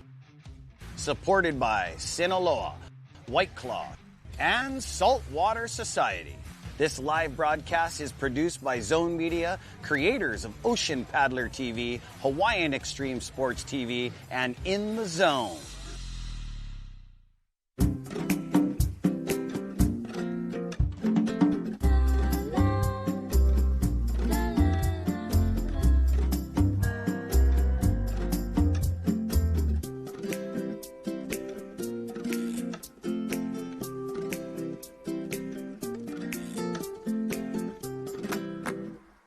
How do you, Sinaloa? My kids love cheese quesadillas on fresh Sinaloa tortillas. We only make our fish tacos with fresh Sinaloa tortillas. My family loves my chicken enchiladas using fresh Sinaloa tortillas. We use Sinaloa tortillas in everything that we do. The freshness really makes the difference. Get your fresh Sinaloa tortillas today at your local markets throughout the state. How do you, Sinaloa? Allow us to help you grow your events by reaching Hawaii's giant outdoor sports and ocean enthusiast demographic. Zone Media specializes in social media content production and distribution, drone and video production, cutting-edge live productions, and more. With over 25 years leading Hawaii's action sports market, give us a call at 808-343-3310.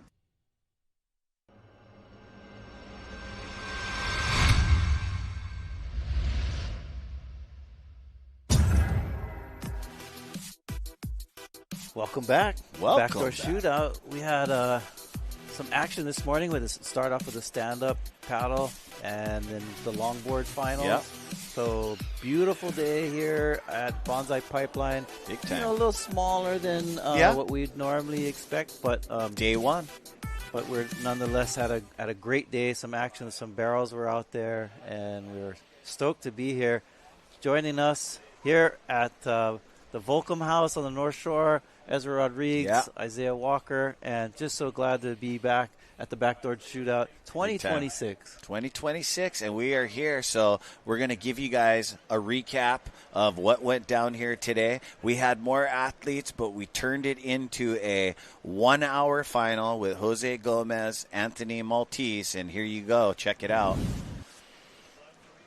And nice. Yeah, beautiful backdoor barrel to float. Yeah, that combo you want. Here's last year's champion. This is Anthony Maltese. He rendered some of the best waves out there for this beginning. And you can see the waves were still on the smaller side when we started, but it was still some sets that were out there to be had. Max so Torres. A lot of good surfing that took place in that stand-up And it's final. just the beginning. It's like day number 1 of an uprising swell. It drops tomorrow. Then we get into Friday. We're going to check in with Uncle Eddie Rothman and the Hui Backdoor every morning behind the VOLCOM gates, assess it, pick it apart, and then boom, we're going to move on. But it's looking really like Saturday. Here's the longboard. Yeah. Pomai on a tear, brother. Pomai Ho'opili from the North Shore of Oahu. Mm-hmm. One of our water patrol, Hawaiian water patrolmen, really had a lot of great rides in today. Hatena. Here we go. He's doing a bunch of antics for us today. Hands behind the back, the He's handcuffs. enjoying the glide. You know, my Uncle Mel Kinney, an amazing surfer no longer with us, would just enjoy this guy's swagger on the wave. He's just riding the wave, you know, for the utmost purpose of having fun. The glide, the edge. So it's an hour-long final, an all-Hawaiian final with these guys. I think that was just his wave in. Yeah. That was live He action could there. do another hour, bro. He's frothing. He's got to wash the jet ski, load it up now. You know what I mean? Back to work, buddy. But, yeah, it looks like he's riding an infamy board there. We had two brothers out in the water, the Pu'u brothers. First time double barrel from Makaha, Bubba Pu'u, Noah Bubba Pu'u. Pomai. Pomai again, standing tall. Little quicker one, but beautiful nonetheless with that rock and roll tail drop float. Freddie Hui had some really good waves. No hands. That's Had one to of his dodge best his nephew. ones. Yeah. Just real quick kind. And yeah, you guys. Good to see you guys on day number 1. Don't forget to give us a follow at Hui Backdoor North Shore, at the Hui Official. You can go to the .coms, but joining us down here at the beach to get all the merch is way easier.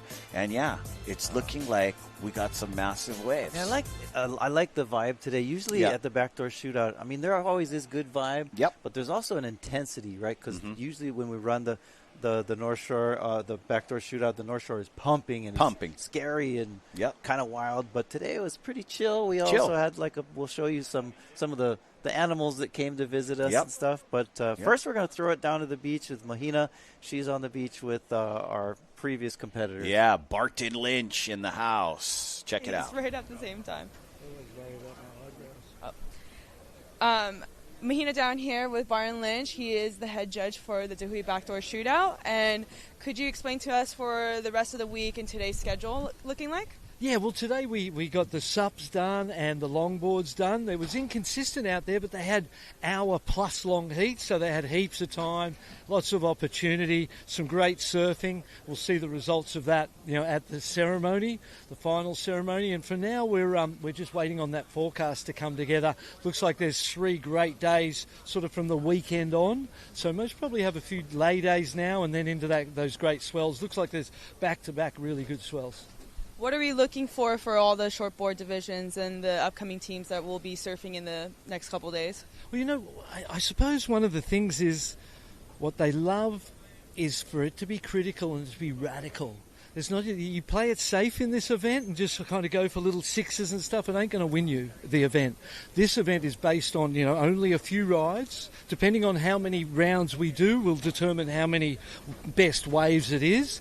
Ordinarily 3 or 4 best rides over the whole event.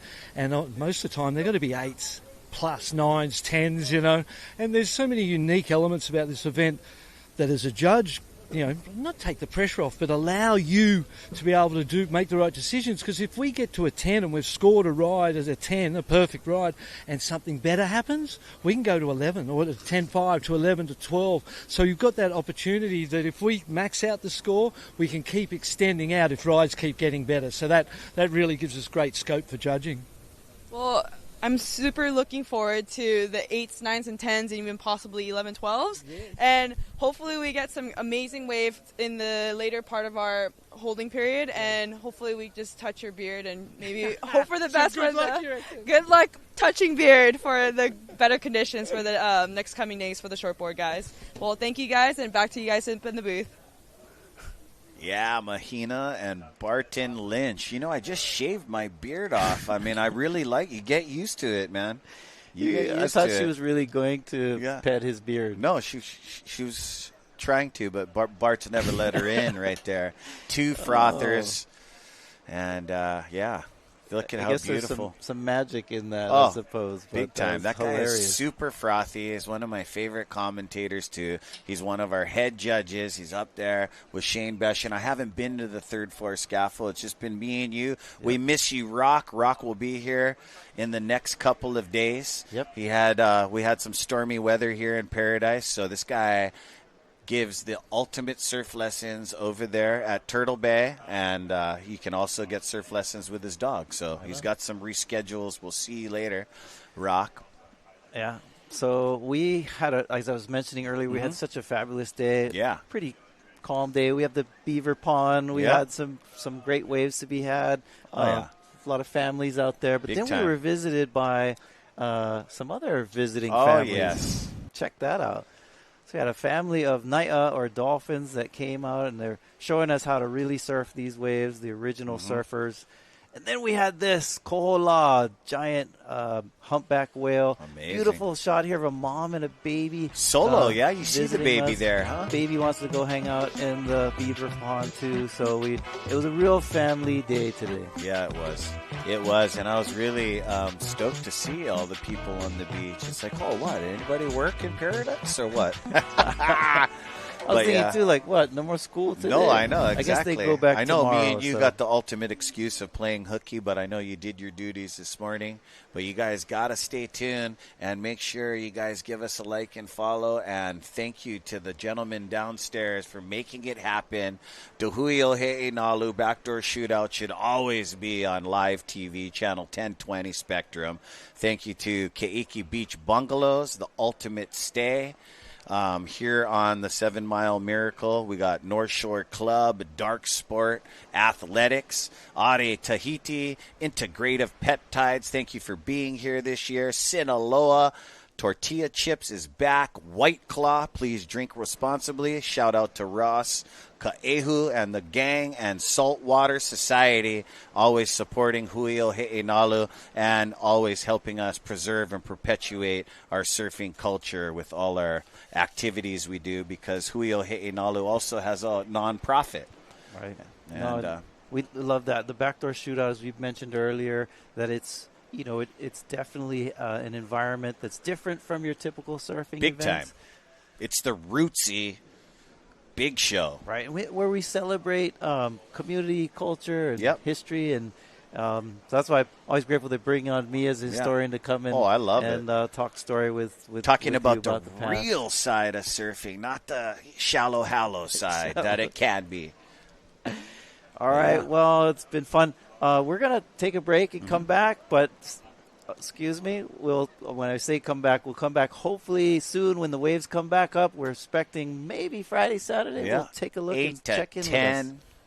Gonna be awesome, gang. You guys stay tuned. Aloha.